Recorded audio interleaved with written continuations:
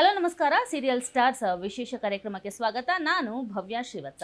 Star ಸುವರ್ಣ ವಾಹಿನಿಯ top ಸೀರಿಯಲ್ಗಳಲ್ಲಿ ಒಂದಾದಂತಹ Jayalalithaa ಧಾರಾವಾಹಿಯ ನಾಯಕ ನಟನಾಗಿ ಅಭಿನಯಿಸಿ ಕರುನಾಡಿನ ಮನಗೆದ್ದಿರುವಂತಹ ನಟ ಜಯರಾಜ ಉರುಫ್ ಶಿವಾಂಕ್ ಅವರು ಈಗ ನಮ್ಮ ಜೊತೆ ಇದ್ದಾರೆ. ನಮ್ಮ ಸೀರಿಯಲ್ ಸ್ಟಾರ್ಸ್ ಕಾರ್ಯಕ್ರಮದಲ್ಲಿ ವಿಶೇಷ ಅತಿಥಿಯಾಗಿ ಆಗಮಿಸಿದ್ದಾರೆ. ಬನ್ನಿ ಅವರನ್ನ ಕಾರ್ಯಕ್ರಮಕ್ಕೆ ಸ್ವಾಗತ ಮಾಡೋಣ. ಅವರ ಜಯಲಲಿತಾ ಸೀರಿಯಲ್ ಜರ್ನಿ ಬಗ್ಗೆ ಮಾತನಾಡೋಣ. ಹಲೋ ಜಯರಾಜ್ ಅವರೇ, ಹೇಗಿದ್ದೀರಾ? ಹಾಯ್, ನಾನು ಆರಾಮಾಗಿದ್ದೀನಿ. ನೀವು ಹೇಗಿದ್ದೀರಾ? ನಾನು ತುಂಬ ಚೆನ್ನಾಗಿದ್ದೀನಿ ಸರ್. ನನ್ನ ಫಸ್ಟ್ ಕ್ವಶನ್, ನಿಮ್ಮ ಹೈಟ್ ಎಷ್ಟು ಸರ್? 6'3". 6.3. ಸುದೀಪ್ ಸರ್ಗಿಂತ ಹೈಟ್ ಇದ್ದೀರಾ ಸರ್ ನೀವು? ನಂಗೆ ನೋಡಿದ ತಕ್ಷಣ ನಿಮ್ಮನ್ನ ತುಂಬ ಶಾಕ್ ಆಯಿತು. ಇಷ್ಟು ಹೈಟ್ ಇದ್ದಾರೆ. ನೋಡ್ಲಿಕ್ಕೆ ತುಂಬ ಹ್ಯಾಂಡ್ಸಮ್ ಆಗಿದ್ದೀರಾ. ಕನ್ನಡಿಗರ ಹೆಣ್ಮಕ್ಳು ನಿಮ್ಮನ್ನ ತುಂಬಾ ಇಷ್ಟಪಟ್ಟು ನೋಡ್ತಾ ಇದ್ದಾರೆ ನಿಮ್ಮ ಒಂದು ಜಯಲಲಿತಾ ಸೀರಿಯಲ್ ಅನ್ನ ನೋಡ್ಲಿ ಅಂತ ಆಸೆ ಪಡ್ತೀನಿ. Jayalalitha serial basically Jai plus Lalitha, Jayalalitha. So serial ಯುಗದಲ್ಲಿ ಇತ್ತೀಚಿನ ದಿನಗಳಲ್ಲಿ ಹೆಣ್ಮಕ್ಳನ್ನ ಹೆಸರಾಗಿ ಅವ್ರನ್ನೇ ಲೀಡ್ ರೋಲಲ್ಲಿ ಹೆಸರನ್ನ ಇಟ್ಕೊಂಡು ಹಲವಾರು ಸೀರಿಯಲ್ಗಳು ಬಂದಿದೆ. ಆದರೆ ಜಯಲಲಿತಾ ನಿಮ್ಮ ಹೆಸರು ಅಂದರೆ ಜಯರಾಜ್ ಪ್ಲಸ್ ಲಲಿತಾ ಇಬ್ಬರನ್ನ ಸೇರಿ ಒಂದು ಹೆಸರನ್ನ ಇಟ್ಟು ನಿಮಗೆ ಅಷ್ಟೇ ಒಂದು ಸ್ಪೇಸನ್ನು ಕೊಟ್ಟಿದ್ದಾರೆ ವರ್ಕ್ ಮಾಡಲಿಕ್ಕೆ, ಆ್ಯಕ್ಟ್ ಮಾಡಲಿಕ್ಕೆ. ಸೊ ನಿಮ್ಮ ಒಂದು ಸೀರಿಯಲ್ ಬಗ್ಗೆ ಫಸ್ಟ್ ರಿಯಾಕ್ಷನ್ ಏನು? ಆ್ಯಕ್ಚುಲಿ ಇದು ಲೈಕ್ ಇದು ಥರ್ಡ್ ಪ್ರಾಜೆಕ್ಟ್ ನಂದು. ಸೊ ನಾನು ಮೂರು ಪ್ರಾಜೆಕ್ಟ್ಸ್ ಏನಿದೆಯಲ್ಲ ತುಂಬ ಡಿಫ್ರೆಂಟ್ ಕತೆಗಳು, ರೆಗ್ಯುಲರ್ ಪ್ಯಾಟರ್ನ್ ಯಾವುದೂ ಇಲ್ಲ. ಯಾರಾದರೂ ನಾನು ಸೀರಿಯಲ್ಗಳು ನೋಡಿದರೆ ಗೊತ್ತಾಗುತ್ತೆ. ಸೊ ಇದು ಕೂಡ ಒಂದು ವಿಭಿನ್ನ ಕತೆ ಅಂತಲೇ ಹೇಳ್ಬೋದು. ಬಿಕಾಸ್ ಇದೊಂದು ಪೊಲಿಟಿಕಲ್ ಡ್ರಾಮಾ ಆ್ಯಂಡ್ ಎಲ್ಲ ಮೋಸ್ಟ್ ಆಫ್ ದ ಸ್ಟೋರೀಸ್ಗಳೇನಾಗ್ಬಿಡುತ್ತೆ ಸಿಟಿಯಲ್ಲೇ ನಡೀತಾ ಇರುತ್ತೆ. ಸೊ ಸಿಟಿ ಕತೆಗಳು ಜಾಸ್ತಿ ಇದೆ, ಹಳ್ಳಿ ಕತೆಗಳು ತುಂಬ ಕಡಿಮೆ. ಇದು ಒಂದು ಹಳ್ಳಿ ಕತೆ ಅಂದರೆ ಈಗೇನು ತುಂಬ ಕೋರ್ ಹಳ್ಳಿಗಳಿರುತ್ತಲ್ಲ, ಅಲ್ಲಿ ಏನು ನಡೆಯುತ್ತೆ, ಅಲ್ಲಿ ಪಾಲಿಟಿಕ್ಸ್ ಹೇಗಿರುತ್ತೆ, ಈ ಪಾಲಿಟಿಕ್ಸ್ ಗೊತ್ತಿರುತ್ತೆ, MLA MP ಕಾರ್ಪೊರೇಟ್ ಲೆವೆಲಲ್ಲಿ ಏನು ನಡೆಯುತ್ತೆ ಅನ್ನೋದು ಗೊತ್ತಿರುತ್ತೆ. ಬಟ್ ಆದರೆ ಒಂದು ಹಳ್ಳಿಯಲ್ಲಿ ಒಂದು ಎಲೆಕ್ಷನ್ ಹೇಗಿರುತ್ತೆ, ಹೇಗೆ ಮಾಡ್ತಾರೆ, ಅಲ್ಲಿ ಜನಗಳ ಮೈಂಡ್ಸೆಟ್ ಹೇಗಿರುತ್ತೆ, ಒಬ್ಬ ಆಲ್ರೆಡಿ ಎಸ್ಟಾಬ್ಲಿಷ್ ಆಗಿರೋಂಥ ಒಬ್ಬ ರಾಜಕಾರಣಿನ ಸೋಲಿಸಿ ಒಬ್ಬ ಸಾಮಾನ್ಯ ವ್ಯಕ್ತಿ ಕೂಡ ಮೇಲ್ ಬರ್ಬೋದು, ಒಂದು ಛಲ ಇದ್ರೆ ಏನು ಬೇಕಾದರೂ ಮಾಡ್ಬೋದು ಅನ್ನೋ ಥರ ಕತೆ ಇದು. ಅಂದರೆ ಇಷ್ಟು ದಿನ ನೋಡ್ತಾ ಇರೋ ಆಡಿಯನ್ಸ್ಗಳಿಗೆ ಆಲ್ರೆಡಿ ಗೊತ್ತಿರುತ್ತೆ. ಅಂದರೆ ಎಲ್ಲೂ ಒಂಥರ ಒಂದೇ ಪ್ಯಾಟರ್ನ್ ಇಟ್ಕೊಂಡು ಹೋಗ್ತಾ ಇಲ್ಲ. ಪ್ರತಿ 20-25 ಎಪಿಸೋಡ್ಸ್ಗೆ ಚೇಂಜ್ ಆಗ್ತಾನೆ ಇರುತ್ತೆ, ಸ್ಕ್ರೀನ್ ಪ್ಲೇ ಚೇಂಜ್ ಆಗ್ತಾ ಇರುತ್ತೆ ಆ್ಯಂಡ್ ಕ್ವಾಲಿಟಿ ಆಫ್ ಡೈಲಾಗ್ಸ್ ಏನಿರುತ್ತಲ್ಲ ಅದೆಲ್ಲೂ ರಿಪೀಟ್ ಆಗ್ತಾ ಇಲ್ಲ. ಆ್ಯಂಡ್ ಬಿಕಾಸ್ ನಾನು ನೋಡಿರ್ತೇನಲ್ಲ ಎಷ್ಟೊಂದು ಕಡೆ ರಿಪೀಟ್ ಆಗ್ತಾ ಇರುತ್ತೆ, ಡೈಲಾಗ್ಗಳು ಹೇಳಿದ್ದೇ ಹೇಳಿ ಅದೇ ಸೀನ್ಗಳು ಹೇಳಿದ ವಿಷಯನೇ ಹೇಳ್ತಾ ಇರ್ತಾರೆ. ಬಟ್ ಇಲ್ಲಿ ಆ ಥರ ಆಗ್ತಾ ಇಲ್ಲ, ಕತೆ ಮುಂದೆ ಹೋಗ್ತಾ ಇದೆ, ಎಲ್ಲೂ ನಿಲ್ತಾ ಇಲ್ಲ. ಯಾರೊಬ್ರು ಇದು ತುಂಬ ಲ್ಯಾಗು, ತುಂಬ ಎಳಿತಿದ್ದಾರೆ ಅನ್ನೋದು ಎಲ್ಲೂ ಬಂದಿಲ್ಲ ಫೀಡ್ಬ್ಯಾಕು. ಸೋ ಫಾರ್ ತುಂಬ ಚೆನ್ನಾಗಿ ಹೋಗ್ತಾ ಇದೆ, ಇನ್ನೂ ತುಂಬ ಚೆನ್ನಾಗಿ ಹೋಗಲಿ ಅಂತ ಕೇಳ್ಕೊತೀನಿ. Okay sir. ಒಬ್ಬ ಖ್ಯಾತ ನಟ ಇರ್ತಾರೆ ಅನ್ಕೊಳ್ಳಿ, ಒಬ್ಬ ಖ್ಯಾತ ನಟ ಇರ್ತಾರೆ, ಅವರು ಆ ಒಂದು ನಟನೆ ಫೀಲ್ಡ್ ತುಂಬ ದೊಡ್ಡ ಹೆಸರನ್ನ ಮಾಡಿರ್ತಾರೆ. ಅವರು ರಾಜಕೀಯಕ್ಕೆ ಬಂದರೆ ಹೆಂಗಿರ್ತಾರೆ ಆ ಥರ ಪಕ್ಕಾ ನೀವು ಹಾಗೆ ಇದ್ದೀರಾ ಸರ್. ಒಬ್ಬ ಹೀರೋ ಪ್ಲಸ್ ಒಬ್ಬ ರಾಜಕಾರಣಿ ಇಬ್ಬರನ್ನು ಸೇರಿಸಿದ್ರೆ ಹೇಗೆ ಕಾಣ್ತಾರೆ ಅನ್ನೋದಕ್ಕೆ ನೀವೇ ಒಂದು ಉದಾಹರಣೆ. ನಿಮ್ಮಲ್ಲಿ ಒಂದು ನೋಡಿದ್ರೆ ಸಾಕು ಹೀರೋ ಅಂತಾನೂ ಕಾಣಿಸ್ತೀರಾ, ಹಾಗೆ ಇಲ್ಲ ಪಕ್ಕ ರಾಜಕಾರಣಿ ಇರಬೇಕು ಅಂತಾನೂ ಅನ್ಸುತ್ತೆ. ಎರಡೂ ಥರ ಕ್ಯಾರೆಕ್ಟ್ರು ನಿಮ್ಮಲ್ಲಿ ರಿಯಲ್ ಆಗಿ ಕಾಣ್ತದೆ. ಸೊ ಈ ಒಂದು ಸೀರಿಯಲ್ಗೆ ನೀವು ಕಾಸ್ಟಿಂಗ್ ಆಗಿದ್ದು ಹೇಗೆ, ಯಾರ ಮೂಲಕ ಕಾಸ್ಟಿಂಗ್ ಆಯಿತು, ಹೇಗೆ ಸರ್? ಇದು ಆ್ಯಕ್ಚುಲಿ ಸುವರ್ಣಗೆ ಇನ್ನೊಂದು ಸೀರಿಯಲ್ಗೆ ಅಂತ ನಾನು ಪ್ರೊಫೈಲ್ ಕಳಿಸಿದ್ದೆ. So channel fiction head Shilpa madam ಏನಿದಾರೋ ಅವರು ಪ್ರೊಫೈಲ್ ನೋಡಿಬಿಟ್ಟು, ಇಲ್ಲ ಇವ್ನಿಗೆ ಇದು ಬೇಡ, ಇನ್ನೊಂದು ಪ್ರಾಜೆಕ್ಟ್ ಇದೆ ಅದನ್ನು ಕೊಡ್ತೀನಿ ಸದ್ಯ ಸ್ಟಾರ್ಟ್ ಆಗ್ತಾ ಇದೆ ಅಂತ ಹೇಳಿ ಅವ್ರ ಟೀಮ್ ಅವ್ರಿಗೆ ಹೇಳಿದ್ರು. ಆ ಟೀಮ್ ಅವ್ರು ನನಗೆ ಗೊತ್ತಾಗಿದೆ, ಇಲ್ಲ ನನಗೆ ಆ ಕತೆಗೆ ಸೂಟ್ ಆಗ್ತಾರೆ ಅಂತ ಅನ್ಕೊಂಡಿದ್ದಾರೆ, ಜಡ್ಜ್ಮೆಂಟ್ ಮಾಡಿದ್ದಾರೆ. ಆ ಟೀಮ್ ಅವ್ರು ಹೇಳಿದ್ರು ನನಗೆ, ಇಲ್ಲ ಈ ಥರ ಹಿಂಗೆ ಹೇಳಿದ್ದಾರೆ. ನಾನು ಯೂಶಲಿ ಮೋಸ್ಟ್ಲಿ ನೋ ಹೇಳೋದಕ್ಕೆ ಈ ಥರ ಹೇಳ್ತಿದ್ದಾರೇನೋ ಅಂದ್ಕೊಂಡು ನಾನು ಸುಮ್ಮನೆ ಆದ ತಲೆ, ಬಿಕಾಸ್ ಈ ಥರದ ರಿಜೆಕ್ಷನ್ಗಳು ತುಂಬ ಆಗಿದೆ ಅಂದ್ಕೊಂಡು ಸುಮ್ಮನೆ ಆದ. ಬಟ್ ನೋಡಿದ್ರೆ ನಿಜವಾಗ್ಲೂ ಕಾಲ್ ಬಂತು ನನಗೆ, ಈ ಥರದೊಂದು ಇದಿದೆ ಬನ್ನಿ ಅಂತ ಹೇಳ್ಬಿಟ್ಟು ಕರ್ಸಿದ್ರು. ನೋಡಿದ್ರೆ ನಾನು ಒಬ್ಬನೇ ಇದ್ದೆ, ಯಾರು first time in my life ಯಾರು ಇನ್ನೊಬ್ರು ಕಾಂಪಿಟೇಟರ್ ಇಲ್ದಲೇ ಒಬ್ಬನೇ ಹೋಗ್ಬಿಟ್ಟು ಒಬ್ಬನೇ ಕರೆಸಿ ಲುಕ್ ಟೆಸ್ಟ್ ಮಾಡಿ, ಆ್ಯಕ್ಚುಲಿ ಚಾನಲ್ಗೆ ಅವತ್ತೇ ಆಲ್ಮೋಸ್ಟ್ 90% ಫಿಕ್ಸ್ ಮಾಡಿಬಿಟ್ರು ಪ್ರೊಡ್ಯೂಸರ್, ಇಲ್ಲ ನಿಂದೆ ಇದಾಗುತ್ತೆ ಅಂತ. ಈವನ್ ಹೀರೋಯಿನ್ಗೂ ಕೂಡ ಅಷ್ಟೇ, ಅವ್ರಿಗೂ ಒಬ್ಬರನ್ನೇ ಆಪ್ಷನ್ ಕರ್ಸಿದ್ದು, ಬೇರೆ ಆಪ್ಷನ್ ಕರ್ಸಿರ್ಲಿಲ್ಲ. ಇಬ್ಬರಿಗೂ ಒಂಥರ ಇಲ್ಲ ನೀವೇ ಇದು ಸೆಟ್ ಆಗಿಬಿಡ್ತೀರಾ ಅಂತ ಹೇಳಿ ಮಾಡಿ ಅವತ್ತೇ ಆಲ್ಮೋಸ್ಟ್ ಒಂಥರ ಫೈನಲ್ ಆಗಿ ನೆಕ್ಸ್ಟ್ ಡೇ ಅಫಿಷಿಯಲ್ ಆಗಿ ಒಂದು ಸೆಲೆಕ್ಷನ್ ಮಾಡಿದ್ರು. Okay sir. ಈ ಮೊದಲು ಜಯಲಲಿತಾ ಮಾಡೋಕ್ಕಿಂತ ಮುಂಚೆ ನೀವು ಏನು ಮಾಡ್ತಾ ಇದ್ರಿ? ಶಿವಾಂಕ್ ಅವರು ಏನು ಕೆಲಸ ಮಾಡ್ತಿದ್ರು, ಅಥವಾ ಹಿಂದಿನ ಪ್ರಾಜೆಕ್ಟ್ಗಳಲ್ಲಿ ವರ್ಕ್ ಮಾಡಿದ್ದೀನಿ ಅಂತ ಹೇಳಿದ್ರಿ, ಯಾವ ಪ್ರಾಜೆಕ್ಟಲ್ಲಿ ವರ್ಕ್ ಮಾಡಿದ್ರಿ, ನೀವು ಇಂಡಸ್ಟ್ರಿಗೆ ಬರೋದಕ್ಕೆ ಏನು ಕಾರಣ ಅಥವಾ ಬಂದಿದ್ದು ಹೇಗೆ ಅಂತ? ಬೇಸಿಕಲಿ ನನ್ನ ಊರು ಬಂದು Chitradurga. So up to PU education ಎಲ್ಲ ಅಲ್ಲೇ ಆಗಿದ್ದು. ಚಿತ್ರದುರ್ಗದ ಹುಲಿ. ಚಿತ್ರದುರ್ಗ ನಮ್ಮೂರು ನೇಟಿವ್. ಸೊ ಅಲ್ಲಿಂದ ಬೆಂಗಳೂರಿಗೆ ಬಂದಿದ್ದು ಇಂಜಿನಿಯರಿಂಗ್ ಮಾಡೋದಕ್ಕೆ ಅಂತ. ಇಂಜಿನಿಯರಿಂಗ್ ಮಾಡಿದೆ. ಸೊ ಮುಗಿದ ಮೇಲೆ ಒಂದು ಸ್ವಲ್ಪ ದಿನ ಕೆಲಸನೂ ಮಾಡಿದೆ, ಬಟ್ ಯಾಕೋ ಆ ಕೆಲಸ ಸೆಟ್ ಆಗಲಿಲ್ಲ. ಬಟ್ ಕಾಲೇಜ್ ಡೇಸಿಂದನೂ ಎಲ್ಲೋ ಒಂದು ಸ್ವಲ್ಪ ಇತ್ತು, ಏನಾದರೂ ಬೇರೆ ಏನಾದರೂ ಮಾಡಬೇಕು, ಇದು ಬೇಡ ಬೇರೆ ಏನಾದರೂ ಮಾಡಬೇಕು. ಆ್ಯಕ್ಟಿಂಗ್ ಬಗ್ಗೆನೂ ಸ್ವಲ್ಪ ಜಾಸ್ತಿ ಇತ್ತು, ಮಾಡಲಿಂಗ್ ಮಾಡ್ತಾಯಿದ್ದೆ. ಸೊ ಅದಾದಮೇಲೆ ಅನ್ನಿಸ್ತು ಇಲ್ಲ ಮಾಡಂಗಿದ್ರೆ ನೀಟಾಗಿ ಮಾಡಬೇಕು, ಸುಮ್ಮನೆ ಏನೋ ಹೋಗೋದು ಬರೋದು, ಏನೋ ಹೈಟ್ ಇದೇನೆ ಅಂತ ಹೋದರೆ ಅದು ಹಂಗೆ ಆಗೋದಿಲ್ಲ. ಒಂದ್ಸಲಿ ಹೋದರೆ 100 ಜನ ಕಾಂಪಿಟೇಷನ್ ಇರ್ತಾರೆ, 100 ಜನದಲ್ಲಿ ಒಂದೇ ಜಾಗ ನಮಗೆ ಸಿಗೋದು. ಸೊ ಆ ಥರ ಇದ್ದಾಗ ನಾವು ಕಲಿಯೋದು ತುಂಬ ಇರುತ್ತೆ. ಆ್ಯಂಡ್ ಇದು ಏನಂತಾರೆ ತುಂಬ ದೊಡ್ಡ ಫೀಲ್ಡ್ ಇದು, ಅಂದರೆ ಎಷ್ಟು ಕಲ್ತ್ರೂ ಸಾಕಾಗಲ್ಲ ಆ್ಯಕ್ಟಿಂಗಲ್ಲಿ. ಆ್ಯಂಡ್ ಚಿಕ್ಕ ವಯಸ್ಸಿಂದ ರಾಜ್ಕುಮಾರ್ ಅವ್ರದ್ದು ಫಿಲಮ್ಸ್ಗಳು ನೋಡ್ತಾ ಇದ್ದೆ. ಸೊ ಹೇಗೆ ಈ ವ್ಯಕ್ತಿ ಒಂದು ಸಿನಿಮಾಯಿಂದ ಇನ್ನೊಂದು ಸಿನಿಮಾಗೆ ಈ ಥರ ಡಿಫ್ರೆಂಟಾಗಿ ಹೇಗೆ ಮಾಡ್ತಾರೆ ಅದು ನನಗೆ ತುಂಬ ಒಂಥರ ಕಾಡ್ತಾ ಇತ್ತು. ಅಂದರೆ ಲೈಕ್ ಏನಿದು ಆರ್ಟ್, ಇದು ಯಾವ ಥರ ಇದೆ ಆರ್ಟ್ ಅಂದ್ಬಿಟ್ಟು. ಸೊ ಅವಾಗ ಏನು ಮಾಡಿದೆ, ಸರಿ ನನಗೆ ಅವಾಗ ಏನೂ ಗೊತ್ತಿರಲಿಲ್ಲ, ಯಾವುದೋ ಒಂದು ಕಾಂಟ್ಯಾಕ್ಟ್ ಇರಲಿಲ್ಲ, ಒಂದು ಆ್ಯಕ್ಟಿಂಗ್ ಕ್ಲಾಸಿಗೆ ಜಾಯ್ನ್ ಆದೆ. ಸೊ ಅದಾದಮೇಲೆ ಅನ್ನಿಸ್ತು ಇಲ್ಲ ಇದಿಷ್ಟೇ ಕಲಿತ್ರೆ ಸಾಕಾಗಲ್ಲ, ಇನ್ನೂ ಕಲಿಬೇಕು ಅನ್ನಿಸ್ತು. ಅದೇ ಟೈಮಿಗೆ ಕರೆಕ್ಟಾಗಿ ಲಾಕ್ಡೌನ್ ಸ್ಟಾರ್ಟ್ ಮಾಡಿದ್ರು 2020. ಸೊ ಆವಾಗ ಲೈಕ್ ನಾನು ಥಿಯೇಟರ್ ಮಾಡೋಕ್ಕೆ ಸ್ಟಾರ್ಟ್ ಮಾಡಿದೆ, ನಾಟಕಗಳು ಮಾಡೋಕ್ಕೆ ಸ್ಟಾರ್ಟ್ ಮಾಡಿದೆ, ಸುಮಾರು ನಾಟಕಗಳು ಮಾಡಿದೆ, ಸ್ಟೇಟ್ ಲೆವೆಲ್ ನ್ಯಾಷನಲ್ ಲೆವೆಲ್ವರೆಗೂ ಹೋದೆ ನಾನು. ಸೊ ಆ ಥರ ಕ್ರಾಫ್ಟ್ನ ಮಾಡಿಕೊಂಡು ಅದಾದಮೇಲೆ ಆಡಿಷನ್ಗಳು ಕೊಡೋಕ್ಕೆ ಸ್ಟಾರ್ಟ್ ಮಾಡಿದೆ. ಒಂದು 45-50 ಆಡಿಷನ್ಗಳು ಕೊಟ್ಟಿದ್ದೀನಿ, ಸೀರಿಯಲ್ಲು ಮೂವೀಸ್ ಎಲ್ಲ ಸೇರಿ. ಸೊ ಫಸ್ಟ್ ಸೀರಿಯಲ್ ಬಂದು ನಂದು ಸಿರಿ ಕನ್ನಡ ಚಾನಲ್ ಬ್ರಾಹ್ಮಿನ್ಸ್ ಕೆಫೆ ಅಂತ ಮಾಡಿದೆ. ಸೊ ಅದಾದಮೇಲೆ ಲೈಕ್ ನಾನು ತೆಲುಗುಗೆ ಹೋದೆ, ಅಲ್ಲಿ ಆದಮೇಲೆ ನೆಕ್ಸ್ಟ್ ಈ ಪ್ರಾಜೆಕ್ಟ್ ಮಾಡಿದೆ ನಾನು. ಓಕೆ ಸರ್, ನಿಮ್ಮ ಒಂದು ಜರ್ನಿ ಏನು ಸುಲಭ ಆಗಿರಲಿಲ್ಲ ಇಲ್ಲಿಗೆ ಬರೋಕ್ಕೆ, ಯಾಕೆಂದರೆ ಆಡಿಷನ್ಸ್ ಕೊಡೋಕ್ಕೇ ತುಂಬ ಕಷ್ಟಗಳಾಗತ್ತೆ. ಇಷ್ಟೊಂದು ಆಡಿಷನ್ಸ್ಗೆ ಹೋಗಬೇಕು, ಸೆಲೆಕ್ಟ್ ಆಗ್ತೀವ ಸೆಲೆಕ್ಟ್ ಆಗಲ್ವಾ, ಸೊ ಗೊತ್ತಾಗಲ್ಲ. ಸೊ ಸೀರಿಯಲ್ಗಳಾದಮೇಲೆ ಈ ಒಂದು ಜಯಲಲಿತಾ ಸೀರಿಯಲ್ಗೆ ಬರ್ತೀರಾ. ಜಯಲಲಿತಾ ಸೀರಿಯಲ್ ನೋಡಿದಾಗ ಒಂದು ಭೈರವಪುರ ಅಂತ ಒಂದು ಹಳ್ಳಿ, ಸಂಪ್ರದಾಯಸ್ಥ ಮನೆತನ, ನಿಮ್ಮ ಜೊತೆ ಬಹಳ ದೊಡ್ಡ ದೊಡ್ಡ ಸ್ಟಾರ್ಗಳು, ಸುನೀಲ್ ಪುರಾಣಿಕ್ ಅಂತಹ ಹಿರಿಯ ನಟರೆಲ್ಲ ಆ್ಯಕ್ಟ್ ಮಾಡ್ತಾ ಇದ್ದಾರೆ. ಸೊ ನೀವು ರಂಗಭೂಮಿ ಹಿನ್ನೆಲೆಯಿಂದ ಬಂದಿರೋದ್ರಿಂದ ಕೇಳ್ತಾ ಇದ್ದೀನಿ, ಅವ್ರುಗಳೆಲ್ಲರ ಒಂದು ಆ್ಯಕ್ಟಿಂಗ್ ನೋಡಿ ಕಲಿಬಹುದು ಅಂತ ಅನ್ಸುತ್ತಾ? ಇನ್ನೂ ಕಲಿಬೇಕಿದೆ, ಯಾರು ಕಲ್ತಿದ್ದೀರಾ ನೀವು?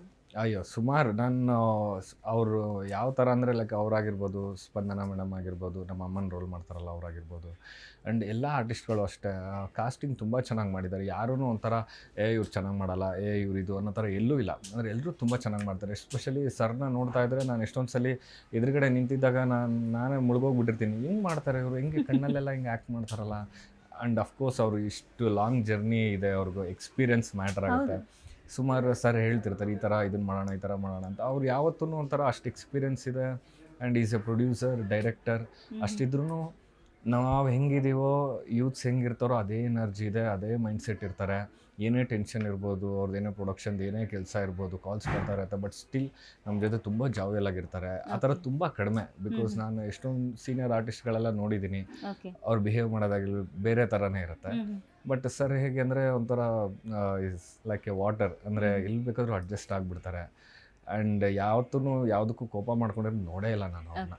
ಆ್ಯಂಡ್ ಆ್ಯಕ್ಟಿಂಗ್ ಕೂಡ ಅಷ್ಟೇ ತುಂಬ ರೇಂಜ್ ಕೊಡ್ತಾ ಇರ್ತಾರೆ. ಅಂದರೆ ಒಂದೇ ಥರ ಮಾಡ್ತಾ ಇರಲ್ಲ ಅವರು, ಒಂದು ಸೀನ್ನ ಈ ಥರನೂ ಮಾಡ್ಬೋದಲ್ಲ ಇದನ್ನ. ನಿಮಗೂ ಏನಾದರೂ ಟಿಪ್ಸ್ ಕೊಡ್ತಿರ್ತಾರ, ಈ ಥರ ಇಂಪ್ರೂವೈಸ್ ಮಾಡ್ಕೋಬೋದು ನಿಮ್ಮ ಈ ಥರ ಮಾಡೋಣ ಇಲ್ಲ, ತುಂಬ ಕಡಿಮೆ. ಬಟ್ ಆದರೆ ಈ ಥರ ಮಾಡೋಣ ಅಂತ ಹೇಳ್ತಿರ್ತಾರೆ. ನಾನು ಹಿಂಗೆ ಮಾಡ್ತೀನಿ ಕಣೋ, ನೀನು ಇದನ್ನು ಮಾಡು, ಈ ಥರ ಈಗ ನಾನು ಮಾಡ್ತೀನಿ ಇದನ್ನು ಮಾಡಿ. ತುಂಬ ಪ್ರಾಕ್ಟೀಸ್ ಮಾಡ್ತಾರೆ. ಅಂದರೆ ಪ್ರಿಪೇರ್ ಅಂತ ಆಗೋದಿಲ್ಲ. ಅವರು ಬಂದಾಗ ಸೀನ್ಗೆ ಏನಿರ್ತಾರೋ ಅಷ್ಟು ಸ್ಪಾಂಟೇನಿಯಸ್ ಆಗಿ ಅಷ್ಟು ಎಫೆಕ್ಟಿವ್ ಆಗಿರೋ ಆ್ಯಕ್ಟಿಂಗ್ ಮಾಡ್ತಾರೆ ಅವರು. ಯಾವುದೇ ಸೀರಿಯಲ್ ನಟನಿಗೆ ಅಥವಾ ಯಾರೇ ಕಲಾವಿದ್ರು ಇರ್ಬೋದು, ಆ ಒಂದು ಸೀರಿಯಲಲ್ಲಿ ಆ್ಯಕ್ಟ್ ಮಾಡ್ತಿರ್ತೀವಿ ಅಂದ್ಕೊಳ್ಳಿ, ಅದರ ಒಂದು ಸೆಟ್ ವಾತಾವರಣ ಇರ್ಬೋದು, ಆ ಒಂದು ಶೂಟಿಂಗ್ ಸ್ಪೇಸ್ ತುಂಬ ಕಂಫರ್ಟ್ ಆಗಿದ್ರೆ ತುಂಬ ಹೆಚ್ಚಿನ ಒಂದು ಆ್ಯಕ್ಟಿಂಗನ್ನು ನಾವು ಮಾಡ್ಬೋದು. ಸೊ ನಿಮ್ಮ ಸೀರಿಯಲ್ ಸೆಟ್ ಹೇಗಿರುತ್ತೆ? ಎಲ್ಲರೂ ಕೋಆರ್ಡಿನೇಷನ್ಸ್, ಕೋ ಆರ್ಟಿಸ್ಟ್ದು ನಿಮ್ಮ ಜೊತೆ ಇರೋಂಥ ಕನೆಕ್ಟಿವಿಟಿ ಹೇಗಿರುತ್ತೆ? ಚೆನ್ನಾಗಿರುತ್ತಾ, ಫನ್ ಇರುತ್ತಾ, ಅಥವಾ ಏನಾದ್ರು ಇಲ್ಲ ಬೋರಿಂಗ್ ಅಂತ ಇರುತ್ತೆ? ಯಾವ ಥರ ಇರುತ್ತೆ? ಟು ಬಿ ಫ್ರಾಂಕ್ ಹೇಳಬೇಕಂದ್ರೆ ಲೈಕ್ ಇಷ್ಟು ವರ್ಷದಲ್ಲಿ ಇದೇ ಫಸ್ಟ್ ಟೈಮ್ ಈ ಪ್ರಾಜೆಕ್ಟಲ್ಲಿ ಒಂದು ಕೆಲ್ಸಕ್ಕೆ ಹೋಗಬೇಕು ಅಂದರೆ ತುಂಬ ಖುಷಿಯಾಗಿ ಹೋಗ್ತಾ ಇರೋದು ನಾನು. ಬಿಕಾಸ್ ನಾನು ತೆಲುಗುಲೆಲ್ಲ ಕೆಲಸ ಮಾಡಿ ತುಂಬ ಎಕ್ಟಿಕ್ ಕೆಲಸ, ಆ್ಯಂಡ್ ಅಲ್ಲಿ ಅವ್ರದ್ದು ಬೇರೆಯೇ ಇದಿರುತ್ತೆ. ಆ್ಯಂಡ್ ಇಲ್ಲಿ ಹೇಗೆ ಅಂದರೆ ತುಂಬ ಎಲ್ಲರೂ ಒಂಥರ ಜಾಬ್ದಲ್ಲಾಗಿರ್ತಾರೆ. ಈವನ್ ಡೈರೆಕ್ಟರ್ ನಮ್ಮ ದರ್ಶಿತ್ ಸರ್ ಕೂಡ ಹೌದು, ನಮ್ಮ ಪ್ರೊಡ್ಯೂಸರ್ ಶ್ರೀನಿಧಿ ಸರ್ ಆಗಿರ್ಬೋದು, ತುಂಬ ಪ್ಯಾಷನೇಟಾಗಿ ಮಾಡ್ತಾರೆ. ಆದರೆ ಎಲ್ಲೂ ಒಂಥರ ಸಿಡ್ಗೋದಾಗಲಿ, ರೇಗೋದಾಗಲಿ, ಪ್ರೆಷರ್ ಹಾಕೋದಾಗಲಿ ಆರ್ಟಿಸ್ಟ್ಗಳಿಗೆ ಆ ಥರ ಮಾಡಲ್ಲ. ಒಂದು ಫ್ಲೋಲ್ಲಿ ಹೋಗ್ತಿರ್ತಾರೆ, ಯಾರು ಕನ್ಫ್ಯೂಷನ್ ಎಲ್ಲ ಇರೋಲ್ಲ, ತುಂಬ ಪ್ರಿಪೇರ್ಡ್ ಆಗಿರ್ತಾರೆ. ಅಲ್ಲಿ ಬಂದ ಮೇಲೆ ಕನ್ಫ್ಯೂಷನ್, ಇದು ಮಾಡಲಾ ಅದು ಮಾಡಲಾ, ಅದು ಹಂಗೆ ಮಾಡಲಾ ಹಿಂಗೆ ಮಾಡಲಾ, ಯಾವತ್ತೂ ನಮ್ಮ ಡೈರೆಕ್ಟರ್ ಆ ಥರ ಥಿಂಕ್ ಮಾಡಲ್ಲ. ಆ್ಯಂಡ್ ಆರ್ಟಿಸ್ಟ್ಗಳ ಜೊತೆನೂ ಅಷ್ಟೇ, ಜೋಕ್ಸ್ ಮಾಡ್ತಾನೆ ಇರ್ತಾರೆ, ನಗಿಸ್ತಾನೆ ಇರ್ತಾರೆ. ಎಲ್ಲರೂ ಕೂಡ ಅಷ್ಟೇ. ನಾವು ಒಂಥರ ಸೆಟ್ಗೆ ಹೋದರೆ ದಿನಕ್ಕೊಂದು 50 ಸಲ ನಗ್ತೀವಿ, ಎಲ್ಲೂ ಒಂಥರ ಬೋರೇ ಆಗೋದಿಲ್ಲ. ಅಯ್ಯೋ ಇವತ್ತು ಬರಬೇಕಾ, ಮಾಡಬೇಕಾ, ಇದನ್ನು ಮಾಡಬೇಕಾ, ಆ ಥರ ಏನಿಲ್ಲ. ಕಟ್ ಹೇಳಿದ್ರ ಆ ಈಗ ನಮ್ಮ ಮನೆ ಸೀನ್ ಹೇಗಿರುತ್ತೆ ಅಂದರೆ ತುಂಬ ಸೀರಿಯಸ್ ಆಗಿ ಹೋಗ್ತಾ ಇರುತ್ತೆ ಟ್ರ್ಯಾಕು. ಕ್ಯಾಮ್ರಾ ಆನ್ ಆದ್ರೆ ಅದೇ ಕಟ್ ಮಾಡಿದ್ವಿ ಅಂದರೆ ಫುಲ್ ಜೋಕ್ಸ್. ಓಕೆ. ಮತ್ತೆ ಅವ್ರು ಟೇಕ್ ಹೇಳೋವರೆಗೂ ಏನಾದರೂ ಒಂದು ನಡೆಸ್ತಾನೆ ಇರ್ತೀವಿ, ಏನಾದರೂ ಒಂದು ಮಾಡ್ತಾನೆ ಇರ್ತೀವಿ. ತುಂಬ ಜಾವಿಯಲ್ ಆಗಿರುತ್ತೆ ಸೆಟ್. ಸದ್ಯಕ್ಕಂತೂ ನಿಮ್ಮ ಕೋಸ್ಟಾರ್ ಲಲಿತಾ ಅವ್ರ ಜೊತೆ ಜಾಸ್ತಿ ಸೀನ್ಸ್ ಇರಲ್ಲ, ಅವ್ರದ್ದೇ ಬೇರೆ ಜಾಸ್ತಿ ನಡೀತಾ ಇರುತ್ತೆ, ನಿಮ್ಮದು ಬೇರೆ ಜಾಸ್ತಿ ನಡೀತಾ ಇರುತ್ತೆ. ಸೊ ಅವರ ಒಂದು ಜೊತೆ ಆ್ಯಕ್ಟ್ ಮಾಡಲಿಕ್ಕೆ ನಿಮ್ಗೆ ಎಷ್ಟು ಕಂಫರ್ಟ್ ಆಗಿದೆ? ಯಾಕೆಂದರೆ ಅವ್ರದ್ದು ಕೂಡ ಕ್ಯಾರೆಕ್ಟರ್ ತುಂಬಾ ಚೆನ್ನಾಗಿದೆ. ಒಂದು ಹಳ್ಳಿ ಹುಡುಗಿ BA ಪಾಸ್ ಮಾಡಬೇಕು ಅನ್ನೋದೇ ಅವರ ಒಂದು ದೊಡ್ಡ ಇಂಟೆನ್ಷನ್ ಆಗಿರುತ್ತೆ. BAನೂ ಕೂಡ ಪಾಸ್ ಆಗಿಬಿಡ್ತಾರೆ, ಆದರೆ ಅವರು ಗೊತ್ತಿಲ್ಲದಂಗೆ ನಿಮ್ಮನ್ನು ನೋಡಿ ನಿಮ್ಮಲ್ಲಿ ಕ್ರಶ್ ಆಗಿಬಿಟ್ಟಿರುತ್ತೆ. ದೊರೆ ದೊರೆ ಅಂತ ಹೇಳ್ಕೊತಾ ಇರ್ತಾರೆ. ಸೊ ಏನು ನಡೀತಾ ಇದೆ ಇವಾಗ ಸೀರಿಯಲಲ್ಲಿ? ನೆಕ್ಸ್ಟ್ ಅವರು ಎಲೆಕ್ಷನ್ಗೆ ನಿಲ್ಲಬೇಕು ಅಂತ ಹೊರಟಿದ್ದಾರೆ, ನಿಮ್ಮ ಮನೇಲಿ ಏನೋ ಪ್ಲಾನ್ಸ್ ಆಗ್ತಿದೆ ಎಲೆಕ್ಷನ್ ಬಗ್ಗೆ, ಹೆಂಗೆ ಎದುರಾಳಿ ನಿಲ್ಲಿಸ್ಬೇಕು ಅಂತ ನಿಮ್ಮ ಅಪ್ಪ ಏನೋ ಪ್ಲಾನ್ ಮಾಡ್ತಿದ್ದಾರೆ. ಸೊ ಏನು ನಡೀತಿದೆ ಈಗ ಅಟ್ ಪ್ರೆಸೆಂಟ್ ಸೀರಿಯಲ್ನಲ್ಲಿ? ಅವ್ರ ಬಗ್ಗೆ ಹೇಳಬೇಕು ಅಂದರೆ like she is very talented. ಅಂದರೆ ಲೈಕ್ ನಾನು ಸುಮಾರು ಜನ ಆರ್ಟಿಸ್ಟ್ಗಳು ನೋಡಿದ್ದೀನಿ. ನಿಮ್ಮ ಹೈಟ್ಗೂ ಕೂಡ ನೀಟಾಗಿ ಸೂಟ್ ಆಗ್ತಾರೆ. ಫಸ್ಟ್ ಟೈಮ್ ಹೌದಾ? ಹೈಟ್ ಇರೋಂಥ ಒಬ್ರು ಹೀರೋಯಿನ್ ಕೊಟ್ಟಿದ್ದಾರೆ. ನಾವು ನೋಡಿದಾಗ ಇಷ್ಟು ಹೈಟ್ ಇದ್ದಾರೆ ಅಂತ ಅನ್ಕೊಂಡ್ವಿ. ಆಮೇಲೆ ನಿಮ್ಮನ್ನ ನೋಡಿದ್ಮೇಲೆ ಆಬ್ವಿಯಸ್ಲಿ ಇಷ್ಟೊಂದು ಹೈಟ್ ಇರೋರಿಗೆ ಅಷ್ಟು ಹೈಟ್ ಇರಲೇಬೇಕಲ್ಲ ಅಂತ ಆಮೇಲೆ ಅನ್ನಿಸ್ತು ನಮಗೆ. ಹೌದು, ಫಸ್ಟ್ ಲುಕ್ ಟೆಸ್ಟ್ ಹೋದಾಗ ನಾನು ಹೇಳಿದೆ ಅಲ್ಲಿ ಫಸ್ಟ್ ಟೈಮ್ ನನಗೆ, ಯಾಕಂದ್ರೆ ಈ ಥರ ಹಿಂಗೆ ಹೈಟ್ ಇರೋರು ಕೊಟ್ಟಿದ್ದಾರೆ. ಅವ್ರು ಹೇಳಿದ್ರು ಫಸ್ಟ್ ಟೈಮ್ ನಾನು ಅಷ್ಟೇ ಇಷ್ಟು ಹೈಟ್ ಇರೋ ಹೀರೋ ಜೊತೆ ಮಾಡ್ತಾ ಇರೋದು. ತುಂಬಾ ಮ್ಯಾಟರ್ ಆಗ್ತಿದೆ ನಿಮ್ಮ ವಿಷಯದಲ್ಲಿ. ತುಂಬಾ ಮ್ಯಾಟರ್ ಆಗ್ತಿದೆ. ಫಸ್ಟ್ ಟೈಮ್ ಸ್ಟೂಲ್ ಹಾಕ್ಸ್ತಾ ಇಲ್ಲ ಹೀರೋಯಿನ್ಗೆ. And she is very talented. ಅಂದರೆ ಇನ್ನು ಓದ್ತಾ ಇದ್ದಾರೆ, ಅವರು ಡಿಗ್ರಿ ಓದ್ತಾ ಇದ್ದಾರೆ. ಬಟ್ ಆ ಏಜ್ಗೆನೆ ಅಷ್ಟೊಂದು ಪ್ಯಾಷನೇಟ್ ಆಗಿ ಮಾಡ್ತಾ ಇದ್ದಾರೆ. ಅಂದ್ರೆ ಲೈಕ್ ಆ ಕ್ಯಾರೆಕ್ಟರ್ ಆಗ್ಬಿಟ್ಟಿದ್ದಾರೆ ಅವರು. ಎಫರ್ಟ್ಲೆಸ್ ಆಗಿ ಇದೆಯಲ್ಲ ಸರ್, ಹಳ್ಳಿ ತರ ಮಾತಾಡೋ ಸ್ಲ್ಯಾಂಗ್ ಸ್ವಲ್ಪ ಸಿಟಿನೂ ಮಿಕ್ಸ್ ಆಗಿರುತ್ತೆ, ಹಳ್ಳಿನೂ ಮಿಕ್ಸ್ ಆಗಿರುತ್ತೆ. ಒಂದು ಹಳ್ಳಿ ತರ ಮಾತಾಡೋದಾದ್ರೆ ಮಾತಾಡ್ಬಿಡ್ಬೋದು, ಸಿಟಿ ತರ ಮಾತಾಡೋ ಅಂದ್ರೆ ಮಾತಾಡ್ಬಿಡ್ಬೋದು ಸಿಟಿ ಭಾಷೆನ. ಆದ್ರೆ ಹಳ್ಳಿ ಭಾಷೆ ಸಿಟಿ ಭಾಷೆ ಎರಡನ್ನೂ ಮಿಕ್ಸ್ ಮಾಡಿ ಮಾತಾಡೋದು ತುಂಬಾನೇ ಕಷ್ಟ. ತುಂಬಾ ಚೆನ್ನಾಗಿ ಮಾಡ್ತಿದ್ದಾರೆ ಆ ಒಂದು ಸ್ಲ್ಯಾಂಗ್ ಅನ್ನ. ಅಂಡ್ ಈವನ್ ಆ ಕ್ಯಾರೆಕ್ಟರ್ ಹೇಗೆ ಅಂದ್ರೆ ಸ್ವಲ್ಪ ಫನ್ನಿ ಆಗಿರುತ್ತೆ. ಸ್ವಲ್ಪ ಆ ಫನ್ನಿನೆಸ್ ಹೆಂಗಿರುತ್ತೆ ಅಂದ್ರೆ ಒಂದು ಫನ್ನಿ ಜೊತೆಲಿ ಓವರ್ ಆ್ಯಕ್ಟಿಂಗ್ ಇರುತ್ತೆ. ಬಟ್ ಅದು ಏನಾಗುತ್ತೆ, ಅದೊಂದು ಬಾರ್ಡ್ರಲ್ಲಿ ಇರುತ್ತೆ. ಸ್ವಲ್ಪ ಜಾಸ್ತಿ ಮಾಡಿದ್ರೆ ಜಾಸ್ತಿ ಮಾಡ್ದಂಗೆ ಆಗುತ್ತೆ, ಇಲ್ಲಾಂದ್ರೆ ಕಡಿಮೆ ಮಾಡಿದ್ರೆ ನಗು ಬರೋದಿಲ್ಲ. ಬಟ್ ನಾನು ನೋಡ್ತಾ ಇರ್ತೀನಲ್ಲ, ನಮ್ಮ ಮನೆಯಲ್ಲೇ ನೋಡ್ತಾ ಇರ್ತೀನಿ, ಅವ್ರ ಆ್ಯಕ್ಟಿಂಗ್ ಬಂದಾಗ ನೋಡಿ ಎಂಜಾಯ್ ಮಾಡ್ತಾ ಇರ್ತಾರೆ. ಅಂದ್ರೆ ಲೈಕ್ ಅಲ್ಲಿ ವರ್ಕ್ ಆಗ್ತಿದೆ ಅಂತ. ಅಂದರೆ ಕಾಮಿಡಿನ ವರ್ಕ್ ಮಾಡೋದು ತುಂಬ ಕಷ್ಟ. ಅಂದರೆ ಇಂಟೆನ್ಷನಲಿ ಮಾಡೋ ಕಾಮಿಡಿ ಬೇರೆ, ಆ ಸಿಚುಯೇಷನ್ಗೆ ರಿಯಾಕ್ಟ್ ಮಾಡಿ ಅದನ್ನು ಜನಗಳಿಗೆ ನಗ್ಸೋದು ಬೇರೆ. ಆ ಕೆಲಸ ಅವ್ರು ತುಂಬ ಚೆನ್ನಾಗಿ ಮಾಡ್ತಾ ಇದ್ದಾರೆ. ಓಕೆ ಸರ್, ನಿಮ್ಮ ಕ್ಯಾರೆಕ್ಟರ್ ನೋಡಿದ್ರೆ ತುಂಬ ಡೀಸೆಂಟು, ಸ್ವಲ್ಪ ಸೈಲೆಂಟು. ಅಂದರೆ ಹೀರೋಯಿನ್ ಹೋಲಿಸ್ಕೊಂಡ್ರೆ ನೀವು ಸ್ವಲ್ಪ ಸೈಲೆಂಟು, ತುಂಬ ಗಾಂಭೀರ್ಯ, ಮಿತಭಾಷಿ, ಮಾತು ಬೆಳ್ಳಿ ಮೌನ ಬಂಗಾರ ಅನ್ನೋ ಥರ ಇರ್ತೀರಾ ನೀವು. ಸೊ ನಿಮ್ಮ ಒಂದು ಕ್ಯಾರೆಕ್ಟರ್ನ ನಾವು ಹೋಲಿಕೆ ಮಾಡಿ ಹೇಳಿದ್ರೆ ನಿಜ ಜೀವನದಲ್ಲಿ ಶಿವಾಂಕ್ ಅವರು ಹೇಗೆ ಜೈರಾಜ್ ಥರನೇ ಇದ್ದಾರಾ ಅಥವಾ ಅದಕ್ಕಿಂತ ವಿಭಿನ್ನವಾದ ಕ್ಯಾರೆಕ್ಟರ ಅಂತ? ಇಲ್ಲ ಇಲ್ಲ, ಅಷ್ಟೊಂದೆಲ್ಲ ನನಗೆ ಶಾರ್ಟ್ ಟೆಂಪರ್ ಇಲ್ಲ. ಅಂದರೆ ಲೈಕ್ ಆ ಕ್ಯಾರೆಕ್ಟರ್ಗೆ ಹೇಗೆ ಅಂದರೆ ಸ್ವಲ್ಪ ಆ್ಯಂಗರ್ ಇಶ್ಯೂ ಇರುತ್ತೆ. ಅಂದರೆ ಯಾರಿಗೂ ಡೋಂಟ್ ಕೇರ್ ಅನ್ನೋ ಥರ ಇರ್ತಾನೆ. ಅಂದರೆ ಯಾರಾದರೂ ಆಗಲಿ, ಅದು ನನ್ನ ತಪ್ಪಿಲ್ಲ ಅಂದರೆ ಯಾರಿಗೂ ತಲೆ ಬಗ್ಸ. ಅಂದರೆ ನಾನು ನಿಜ ಜೀವನದಲ್ಲಿ ಅದೊಂದು ಕ್ವಾಲಿಟಿ ಇಟ್ಕೊತೀನಿ. ಬಟ್ ಅದು ಬಿಟ್ಟರೆ ಅಷ್ಟೊಂದು ಕೋಪ ಆಗಲಿ ಅಷ್ಟೊಂದು ಇದಿಲ್ಲ. ಬಟ್ ಮಾತಾಡ್ತೀನಿ ನಾನು ತುಂಬ. ಸ್ಟಾರ್ಟಿಂಗ್ ಪ್ರಾಬ್ಲಮ್ ಅಂತಾರಲ್ಲ, ಅದಿದೆ ನನಗೆ. ಒಂದ್ಸಲಿ ಅದು ದಾಟ್ತಾ ಅಂದರೆ ನಾನು ತುಂಬ ಎಲ್ಲರ ಹತ್ರನೂ ತುಂಬ ಚೆನ್ನಾಗಿ ಮಿಂಗಲ್ ಆಗಿಬಿಡ್ತೀನಿ. ತುಂಬ ನಾನೇ ಮಾತಾಡ್ತಾ ಇರ್ತೀನಿ, ಜೋಕ್ಸ್ ಮಾಡೋದಾಗಿರ್ಬೋದೆಲ್ಲ ನಾನೇ ಮಾಡ್ತಾ ಇರ್ತೀನಿ. ಅಷ್ಟೊಂದು ಸೀರಿಯಸ್ ಆಗಿರೋದಿಲ್ಲ ನಾನು. ಬಟ್ ಆ ಕ್ಯಾರೆಕ್ಟರ್ ಹೇಗೆ ಅಂದರೆ ಸ್ವಲ್ಪ ಜಾಸ್ತಿ ಸೀರಿಯಸ್ ಆಗಿರ್ತಾನೆ. ಅಂದರೆ ಲೈಕ್ ಮೆಚೂರಿಟಿ ಇರ್ತಾನೆ. ಬಟ್ ಮೀನ್ ವೈಲ್ ಕೋಪನ ಕಂಟ್ರೋಲ್ ಮಾಡ್ಕೊಳಕ್ಕಾಗಲ್ಲ. ಅದೊಂದು ಡ್ರಾಬ್ಯಾಕ್ ಇರುತ್ತೆ ಅವನಲ್ಲಿ. ಅಂಡ್ ಗೊತ್ತಿಲ್ಲ, ಅದೇ ಇಷ್ಟ ಹೀರೋಯಿನ್ಗೆ. ಓಕೆ, ಈಗ ಆಲ್ರೆಡಿ ಆ ಸೀರಿಯಲ್ ಅಲ್ಲಿ ನೀವು ಹೀರೋಯಿನ್ ನೋಡಿರ್ತೀರಾ. ಸೊ ಅವ್ರ ಮೇಲೆ ಏನಾದ್ರು ಲೈಟಾಗಿ ಕ್ರಶ್ ಆಗೋದು ಅಥವಾ ಅವ್ರ ಬಗ್ಗೆ ಏನಾದ್ರು ಇಂಟ್ರೆಸ್ಟ್ ಬರೋದು ಆಗಿರುತ್ತಾ ಸೀರಿಯಲ್ ಅಲ್ಲಿ? ಆ ಥರದ್ದು ಇಲ್ಲ, ಅವ್ರಿಗೆ ಆಗಿರುತ್ತೆ. ಅದು ಫಸ್ಟಿಂದನೂ ಇರುತ್ತೆ. ಅಂದರೆ ಒಬ್ಬ ಹಳ್ಳಿಯಲ್ಲಿ, ಅದೊಂದು ಚಿಕ್ಕ ಊರಲ್ಲಿ ಒಬ್ಬ ಯಾರನ್ನೋ, ಒಬ್ಬ ಸ್ಟಾರ್ ಥರನೋ, ಒಬ್ಬ ಹೀರೋ ಥರನೋ ಆ ಥರ ಇಂಪ್ರೆಸ್ ಆಗಿರ್ತಾರೆ ನನ್ನ ಮೇಲೆ. ಬಟ್ ನನಗೆ ಯಾವುದೇ ಥರದ್ದು ಇದಿರೋದಿಲ್ಲ. ನನ್ನ ತಲೆಯಲ್ಲಿ ಮದುವೆನೋ ಕಾನ್ಸೆಪ್ಟೇ ಇರೋದಿಲ್ಲ. ಅವ್ಳು ಬಿಟ್ಟಾಕಿ ಬೇರೆ ಯಾರೂ ನನ್ನ ತಲೆಯಲ್ಲಿ ಇರೋದಿಲ್ಲ. ಸೊ ಆ ಥರ ಇವಾಗ ಟ್ರ್ಯಾಕ್ ಹೋಗ್ತಾ ಇದೆ. ಬಟ್ ಮುಂದೆ ಏನಾಗುತ್ತೆ, ಹೇಗೆ ಇಬ್ರು ಒಂದಾಗ್ತೀವಿ ಅನ್ನೋದನ್ನ ನೋಡ್ಬೇಕು. ಓಕೆ, ಸೀರಿಯಲ್ ಅಲ್ಲಿ ಹೀರೋಯಿನ್ ಯಶ್ ಫ್ಯಾನ್ ಅಲ್ವಾ? ಸೊ ನೀವು ತುಂಬಾ ಯಶ್ಗೆ ಕನೆಕ್ಟ್ ಆಗ್ತೀರಾ, ಯಾಕಂದ್ರೆ ನಿಮ್ಮ ಹೈಟ್ ಇರ್ಬೋದು, ಆ ಒಂದು ವಾಕಿಂಗ್ ಸ್ಟೈಲ್, ಟಾಕಿಂಗ್ ಸ್ಟೈಲ್ ಇರ್ಬೋದು, ಅದು ಯಶ್ ಅವ್ರಿಗೆ ತುಂಬಾ ಕನೆಕ್ಟ್ ಆಗಿದೆ ಅಂತ ಅವ್ರಿಗೆ ಅನ್ಸಿದೆ. ಅದಕ್ಕೆ ನಿಮ್ಮನ್ನ ಆ ಪಾತ್ರಕ್ಕೆ ಸೆಲೆಕ್ಟ್ ಮಾಡಿದ್ದಾರೆ ಅಂತ ನಮ್ಗೆ ಅನಿಸಿದೆ. ನಿಜ, ನಿಮ್ಮ ಪ್ರಕಾರ ಏನು ಅನ್ಸುತ್ತೆ? ನನಗೆ first to be frank KGF feel ಬರುತ್ತೆ ನಿಮ್ಮ ನೋಡಿದ ತಕ್ಷಣ, ಯಶ್ ಅವರ KGF ಫೀಲ್? ಇಲ್ಲ, ಟು ಬಿ ಫ್ರಾಂಕ್ ಹೇಳಬೇಕಂದ್ರೆ ಸ್ಟಾರ್ಟಿಂಗ್ ನನಗೆ ಭಯ ಇತ್ತು. ಯಾಕೆಂದರೆ ಯಾವುದೇ ಹೀರೋ ಆಗಲಿ, ಯಾರೊಬ್ಬರು ಸೂಪರ್ ಸ್ಟಾರ್ ಆಗಲಿ, ಅವ್ರಿಗೆ ತುಂಬ ಫ್ಯಾನ್ ಬೇಸ್ ಇರುತ್ತೆ. ಅವರಿಗೆ ಯಾರನ್ನೇ ಆಗಲಿ, ನನ್ನನ್ನೇ ಅಂತಲ್ಲ ಯಾರನ್ನೇ ಆಗಲಿ ಹೋಲಿಸಿದ್ರೆ ಇಷ್ಟ ಆಗೋದಿಲ್ಲ. ಯಾರೇ ಆಗಲಿ ಇಷ್ಟ ಆಗೋದಿಲ್ಲ. ಆ್ಯಂಡ್ ನಾವು ಆಗೋಕ್ಕಾಗಲ್ಲ. ಬಟ್ ಅವ್ರ ಫ್ಯಾನ್ಸಿಗೆ ನಿಜವಾಗ್ಲೂ ಗ್ರೇಟ್ ಹೇಳಬೇಕು, ಎಲ್ಲೂ ಒಂಥರ ನೆಗೆಟಿವ್ ಕಮೆಂಟ್ ಬಂದಿಲ್ಲ ನನಗೆ. ಇವನು ಯಾವ ಆ್ಯಂಗಲಲ್ಲಿ ಆ ಥರ ಇದ್ದಾನೆ, ಇದೇ ಆಂಗ್ಲ ಇಲ್ಲ, ಏನೋ ಡಿಫ್ರೆಂಟ್ ಆಗಿದೆಯಲ್ಲ ಕತೆ, ಅವು ಏನಿದು ನಮ್ಮ ಬಾಸ್ನ ಇಟ್ಕೊಂಡ್ಬಿಟ್ಟು ಏನೋ ಮಾಡ್ತಿದ್ದಾರೆ ಅಂತ. ಅವ್ರಿಗೆ ಫೀಮೇಲ್ ಫಾಲೋಯಿಂಗ್ಸ್ ತುಂಬ ಇದ್ದಾರೆ, ಏನು ಈ ಥರ ಮಾಡ್ತಾ ಇದ್ದಾರಲ್ಲ, ಚೆನ್ನಾಗಿದೆ ಕತೆ. ಕಮೆಂಟ್ ಸೆಕ್ಷನ್ ನನಗೆ ತುಂಬ ಭಯ ಆಗ್ತಿತ್ತು ಸ್ಟಾರ್ಟಿಂಗಲ್ಲಿ, ಎಲ್ಲಿದು ನೆಗೆಟಿವ್ ಆಗ್ತಿರ್ಗುತ್ತೋ, ಎಲ್ಲಿ ಈ ಥರ ಲೈಕ್ ಬ್ಯಾಡ್ ಕಮೆಂಟ್ಸ್ ಬರುತ್ತೋ, ಸ್ಟಾರ್ಟಿಂಗಲ್ಲಿ ಎಲ್ಲಿ ಮೈಂಡ್ ಸೆಟ್ ಕುಗ್ಗಿಸ್ಬಿಡ್ತಾರೋ ಅಂತ. ಬಟ್ ಎಲ್ಲೂ ಆ ಥರ ಆಗಿಲ್ಲ. ಬಟ್ ಲಕ್ಕಿ ಅಂತ ಹೇಳ್ಬೋದು, ಯಾಕೆಂದರೆ ಅವರು ಒಂಥರ ಇನ್ಸ್ಪಿರೇಷನ್ ಅಂತಲೇ ಹೇಳ್ಬೋದು. ಒಂದು ಸ್ಕ್ರ್ಯಾಚಿಂದ ಬಂದು ಒಂದು ಝೀರೋಯಿಂದ ಹೀರೋ ಆದವರು ಅವರು.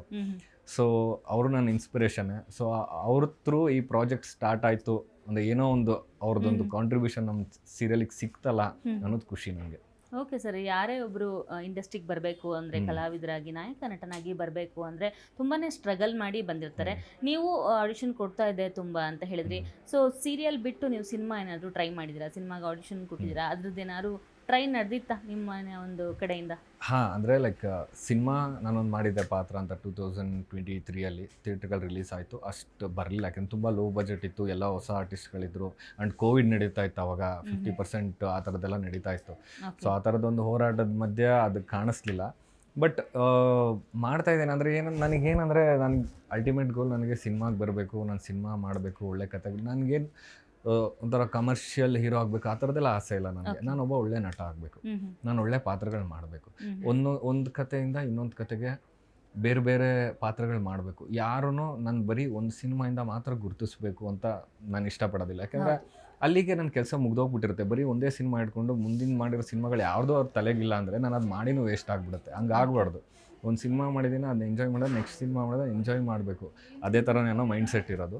ಬಟ್ ಆ ಥರ ಕತೆಗಳು ಬಂದರೆ ನಾನು ಮಾಡ್ತೀನಿ. ಯಾಕೆಂದರೆ ಹೇಗಾಗ್ಬಿಟ್ಟಿರುತ್ತೆ ಅಂದರೆ, ಸುಮ್ಮನೆ ಮಾಡಿದ್ರೆ ಏನೂ ಬರೋದಿಲ್ಲ. ದುಡ್ಗೋಸ್ಕರ ಮಾಡೋದಾಗಿರ್ಬೋದು, ಅಥವಾ ಏನೋ ಖಾಲಿ ಇದ್ದೀನಿ ನಾನು ಕೆಲಸ ಮಾಡೋಣ ಅನ್ನೋ ಥರ ನಾನು ಆ ಥರ ಮಾಡೋದಿಲ್ಲ. ಒಳ್ಳೆ ಕತೆ, ಅದು ನನಗೆ ಇನ್ಸ್ಪೈರ್ ಆಗಬೇಕು. ಆ ಥರದ ಕತೆಗಳು ಬಂದರೆ ಒಪ್ಕೊಂಡು ಮಾಡ್ತೀನಿ. ಓಕೆ, ಕಲಾವಿದರು ಅಂದರೆ ಎಲ್ಲ ಒಂದು ಕ್ಯಾರೆಕ್ಟರ್ ಕೂಡ ಅಮೇಝಿಂಗ್ ಸರ್. ಯಾಕೆಂದರೆ ಕಲಾವಿದರು ಯಾವ ಕ್ಯಾರೆಕ್ಟರ್ ಬಂದ್ರೂ ಅದನ್ನು ಮಾಡುವಂಥ ಶಕ್ತಿ ಇರೋರೇ ಕಲಾವಿದರು. ಸೊ ಆಲ್ರೆಡಿ ನಾಯಕ ನಟನಾಗಿ ನೀವು ಸೀರಿಯಲಲ್ಲಿ ಮಾಡ್ತಾ ಇದ್ದೀರಾ. ಸೊ ಇತ್ತೀಚಿನ ದಿನಗಳಲ್ಲಿ ಯಾವುದಾದ್ರು ಒಂದು ಪಿಕ್ಚರ್ ನೋಡಿದಾಗ ಅಥವಾ ಯಾವುದಾದ್ರೂ ಒಂದು ಸೀರಿಯಲ್ ನೋಡಿದಾಗ ಈ ಕ್ಯಾರೆಕ್ಟರ್ ನಾನು ಮಾಡಿದರೆ ಹೆಂಗಿರುತ್ತೆ ಅಂತ ಒಂದು ಥಾಟ್ ಎಲ್ರಿಗೂ ಬಂದಿರುತ್ತೆ ಸರ್, ಕಲಾವಿದರ ಆಗಿರೋರಿಗೆ. ಸೊ ನಿಮಗೆ ಇತ್ತೀಚೆಗೆ ಬಂದಿರುವಂಥ ಯಾವ್ದಾದ್ರು ಒಂದು ಥಾಟ್ ಇದೆಯಾ, ನನಗೆ ಈ ಥರ ಒಂದು ಕ್ಯಾರೆಕ್ಟರ್ನ ಪ್ಲೇ ಮಾಡಬೇಕಿತ್ತು, ಮಾಡಬಹುದು ಅನ್ನೋ ಥರ ಯಾವ್ದಾದ್ರು ಡ್ರೀಮ್ ಇದೆಯಾ? ಹಾಂ, ಅಂದರೆ ಪೌರಾಣಿಕ ಆಗಿರ್ಬೋದು, ಕಮರ್ಷಿಯಲ್ ಆಗಿರ್ಬೋದು, ಯಾವ್ದಾದ್ರು ಒಂದು ರೋಲ್? ಹಾಂ, ಆ ಥರ ನೋಡಿದ್ರೆ ನನಗೆ ರಾಜ್ಕುಮಾರ್ ಅವ್ರದ್ದು ಎಲ್ಲ ಸಿನಿಮಾಗಳು ಇಷ್ಟನೇ. ಬಟ್ ಇವಾಗ ರೀಸೆಂಟ್ ಟೈಮ್ಸಲ್ಲಿ ನೀವು ಹೇಳ್ತಿರೋದ್ರಿಂದ ತೊಗೊಂಡ್ರೆ ನನಗೆ ಕಾಂತಾರ ಸಿನಿಮಾ ತುಂಬ ಇಷ್ಟ ಆಯಿತು. ಯಾಕೆಂದರೆ ಅದರಲ್ಲಿ ತುಂಬ ಪ್ರಿಪ್ರೇಷನ್ ಕಾಣಿಸ್ತು ನನಗೆ. ಅಂದರೆ ರಿಷಬ್ ಸರ್ ಮಾಡಿರೋ ಇದಾಗಿರ್ಬೋದು, ಅವ್ರದ್ದು ರೀಜನ್ ಅದಾಗಿರ್ಬೋದು, ಸ್ಲ್ಯಾಂಗ್ ಆಗಿರ್ಬೋದು, ಆ ಥರ ಇದ್ದವ್ರದ್ದೆಲ್ಲ ಆ ಥರ ಪೋರ್ಟ್ರೇ ಮಾಡ್ತಾರೆ ಅನ್ನೋದು ಹೇಳೋಕ್ಕಾಗಲ್ಲ. ಆ ಮಟ್ಟಕ್ಕೆ ಆ್ಯಕ್ಟಿಂಗ್ ತೋರಿಸಿದ್ರು. ಅಂದರೆ ಲಾಸ್ಟ್ ಕ್ಲೈಮ್ಯಾಕ್ಸ್ ಆಗಿರ್ಬೋದು, 2 ಸಿನಿಮಾದಲ್ಲ ಕ್ಲೈಮ್ಯಾಕ್ಸ್ ಆಗಿರ್ಬೋದು, ಅಮೇಝಿಂಗ್. ಅದು ಆ ಥರದ್ದು ಆ್ಯಕ್ಟಿಂಗ್ನ ಹಿಂದೆ ರಿಷಬ್ ಸರ್ದು ಎಷ್ಟೊಂದು ಕೆಲವು ಸಿನಿಮಾಗಳು ನೋಡಿದ್ವಿ. ಬಟ್ ಆ ಥರ ಇದು ಯಾರೂ ಎಕ್ಸ್ಪೆಕ್ಟ್ ಮಾಡಿರಲಿಲ್ಲ. ಈ ಥರನೂ ಒಂದು ರೇಂಜ್ ಆಫ್ ಆ್ಯಕ್ಟಿಂಗ್ ಇದೆ, ಇವ್ರ ಹತ್ರ ಕಲೆ ಇದೆ. ಆಲ್ ಓವರ್ ಇಂಡಿಯಾ ಅದನ್ನು ಅಪ್ರಿಷಿಯೇಟ್ ಮಾಡಿದ್ರು. ಬಿಕಾಸ್ ನಾವು ಅಂದರೆ ಲೈಕ್ ನಾನು ಯಾವುದು ದೇವ್ರದ್ದು ಇದ್ರ ಬಗ್ಗೆ ಇದನ್ನು ಮಾತಾಡಲ್ಲ. ಬಟ್ ಏನಂದರೆ ಕೆಲವೊಂದು ಸಲ ಅದನ್ನು ಆ್ಯಕ್ಟ್ ಮಾಡೋಕ್ಕೆ ಹೋದಾಗ ಏನಂದರೆ ಓಕೆ ಇದು ಆ್ಯಕ್ಟಿಂಗೇ ಅನ್ಕೊಂಡ್ಬಿಡ್ತಾರೆ. ಅಂದರೆ ದೇವರು ಮೈ ಮೇಲೆ ಬರೋದಾಗಿರ್ಬೋದು, ದೆವ್ವ ಅಟ್ಯಾಕ್ ಮಾಡೋದಾಗಿರ್ಬೋದು, ನೆಗೆಟಿವ್ ಎನರ್ಜಿ ಪಾಸಿಟಿವ್ ಎನರ್ಜಿ ನಮ್ಮ ಮೇಲೆ ಬರೋದಾಗಿರ್ಬೋದು. ಕೆಲವೊಂದು ಸಲ ಏನಾಗ್ಬಿಡುತ್ತೆ, ಆ್ಯಕ್ಟರ್ಗಳು ಅದನ್ನು ಆ್ಯಕ್ಟ್ ಮಾಡೋಕ್ಕೆ ಹೋದಾಗ ಏನಾಗ್ಬಿಡುತ್ತೆ, ಓವರ್ ಆ್ಯಕ್ಟಿಂಗ್ ಅನ್ಸ್ಬಿಡುತ್ತೆ. ಬಟ್ ಎಲ್ಲೂ ರಿಷಬ್ ಸರ್ದು ಯಾವುದೇ ಒಂದು ಚಿಕ್ಕ ಫ್ರೇಮಲ್ಲೂ ಕೂಡ ಅವರು ಓವರ್ ಆ್ಯಕ್ಟ್ ಮಾಡ್ತಿದ್ದಾರೆ ಅಂತ ಅನಿಸಿಲ್ಲ, ಅವರೇ ಆ ಕ್ಯಾರೆಕ್ಟರ್ ಆಗಿಬಿಟ್ಟಿದ್ದಾರೆ ಅಂತ ಅನ್ನಿಸ್ತು. ಸೊ ಅದನ್ನು ನೋಡಿದಾಗ ನನಗೆ ಅನ್ನಿಸ್ತು, ವಾವ್ ಎಷ್ಟು ಚೆನ್ನಾಗಿ ಇದನ್ನು ಮಾಡ್ತಾರಲ್ಲ, ಈ ಥರ ನನಗೂ ಯಾವ್ದಾದ್ರು ಕ್ಯಾರೆಕ್ಟರ್ಗಳು ಸಿಕ್ಕರೆ ನಾನು ಇದನ್ನು ಮಾಡಬೇಕು ಅಂತ ಅನ್ನಿಸ್ತು ನನಗೆ. ಓಕೆ ಸರ್, ಇನ್ನು ಡ್ರೀಮ್ ರೋಲ್ ಅಂತ ಹೇಳಿದ್ವಿ, ಸೀರಿಯಲಲ್ಲಿ ನಾಯಕ ನಟನಾಗಿ ಮಾಡ್ತಾ ಇದ್ರಲ್ವ, ಇದು ಎಷ್ಟು ಖುಷಿ ಇದೆ. ಏಕೆಂದರೆ ನಿಮ್ಮ ಹಿಂದಿನ ಒಂದು ಲೈಫೇ ಬೇರೆ ಇರುತ್ತೆ. ಬಟ್ ಸೀರಿಯಲ್ಗೆ ಬಂದಮೇಲೆ ಅಲ್ಲಿ ಸಿಗುವಂಥ ಪಾಪ್ಯುಲಾರಿಟಿ, ಆ ಒಂದು ಎಂಟ್ರಿ ಇಂಡಸ್ಟ್ರಿಗೆ ಎಲ್ಲರೂ ತಿರುಗಿ ನೋಡ್ತಾರೆ. ಸೀರಿಯಲ್ ಹೀರೋ ಯಾರಿದು ಅಂತ ತಿರುಗಿ ನೋಡ್ತಾರೆ. ಸೊ ತುಂಬ ಪಾಪ್ಯುಲಾರಿಟಿನ ಗಳಿಸ್ಕೊಡುತ್ತೆ. ಆಲ್ಮೋಸ್ಟ್ ಇವಾಗ 1.5 ತಿಂಗಳಿಂದ ನೀವು ಶೂಟ್ ಮಾಡ್ತಿದ್ದೀರಾ, 1.5 ತಿಂಗಳಿಂದ ಜಯಲಲಿತಾ ಸೀರಿಯಲ್ ರನ್ ಆಗ್ತಿದೆ. ಬಹಳಷ್ಟು ಜನ ನಿಮಗೆ ಫ್ಯಾನ್ ಫಾಲೋಯಿಂಗ್ ನೋಡಿದ್ದೀನಿ ನಾನು ಇನ್ಸ್ಟಾಗ್ರಾಮಲ್ಲೆಲ್ಲ, ತುಂಬಾ ಫ್ಯಾನ್ ಫಾಲೋಯಿಂಗ್ ಇರ್ತಾರೆ. ಸೊ ನಿಮಗೆ ಇಷ್ಟವಾಗುವಂಥ ಯಾರು ಬಂದು ಮಾತಾಡಿದಾರ, ಅಭಿಮಾನಿ, ನಾನು ನಿಮ್ಮ ಸೀರಿಯಲ್ ಅಭಿಮಾನಿ ಸರ್, ನಿಮ್ಮ ಅಭಿಮಾನಿ, ನೀವು ತುಂಬ ಇಷ್ಟ ಆಗಿದ್ದೀರಿ ಅಂತ ಯಾರು ನಿಮಗೆ ನೆನ್ಪಿಟ್ಕೊಳ್ಳುವಂತಹ ಅಭಿಮಾನಿ ಯಾರು ಬಂದಿದ್ದಾರಾ?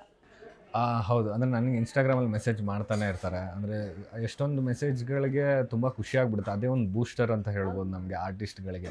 ಯಾರಾದರೂ ಒಬ್ಬರು ನಮ್ಮ ವರ್ಕ್‌ನ ಅಪ್ರಿಷಿಯೇಟ್ ಮಾಡ್ತಾ ಇದ್ದಾರೆ ಖುಷಿ ಅಂದರೆ ಆಗತ್ತೆ, ಖುಷಿ ಆಗುತ್ತೆ. ಇನ್ನ ವರ್ಕ್ ಮಾಡೋದಕ್ಕೆ ಸ್ಫೂರ್ತಿ ಸಿಗತ್ತೆ. ಹೌದು. ಎಷ್ಟೊಂದು ಜನ ಏನಂತಾರೆ ಸೀರಿಯಲ್ ಮಾಡ್ತಿದ್ದಾನೆ ಅದೇನು ಆ್ಯಕ್ಟಿಂಗ್ ಅಂತ ಈ ಥರ ಮಾತಾಡ್ತಾರೆ. ಅಂದರೆ ಸಿನಿಮಾನೇ ಇದು ಗ್ರೇಟ್ ಅಂತ. ಬಟ್ ಹಂಗಲ್ಲ, ಕೆಲಸನೇ. ಎಲ್ಲಾದ್ರೂ ಅದನ್ನು ನಾವು ಕೊಟ್ಟಿರ್ತೀವಿ 100%.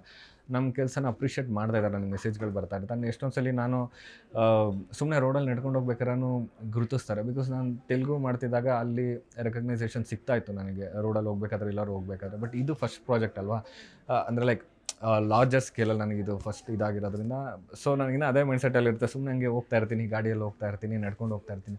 ಎಷ್ಟೊಂದು ಜನ ನಿಲ್ಲಿಸ್ಬಿಟ್ಟು ನೀವು ಜಯಲಲಿತಾ ಹೀರೋ ಅಲ್ವಾ ಅಂತ ಹೇಳಿದಾಗ ನನಗೆ ತುಂಬ ಖುಷಿ. ಗುರುತಿಸ್ತಾರೆ. ಯಾವುದೊಂದು ಹೋಟೆಲ್ಗೆ ಹೋಗಿರ್ತೀನಿ, ಕಾಫಿ ಕುಡಿಯೋಕ್ಕೋ ತಿಂಡಿ ತಿನ್ನೋಕ್ಕಂತ ಹೋಗಿರ್ತೀನಿ, ಅಲ್ಲೂ ಗುರುತಿಸ್ತಾರೆ. ಆಟೋದಲ್ಲಿ ಹೋಗ್ತಿರ್ಬೇಕು, ಅಲ್ಲೂ ಗುರುತಿಸ್ತಾರೆ.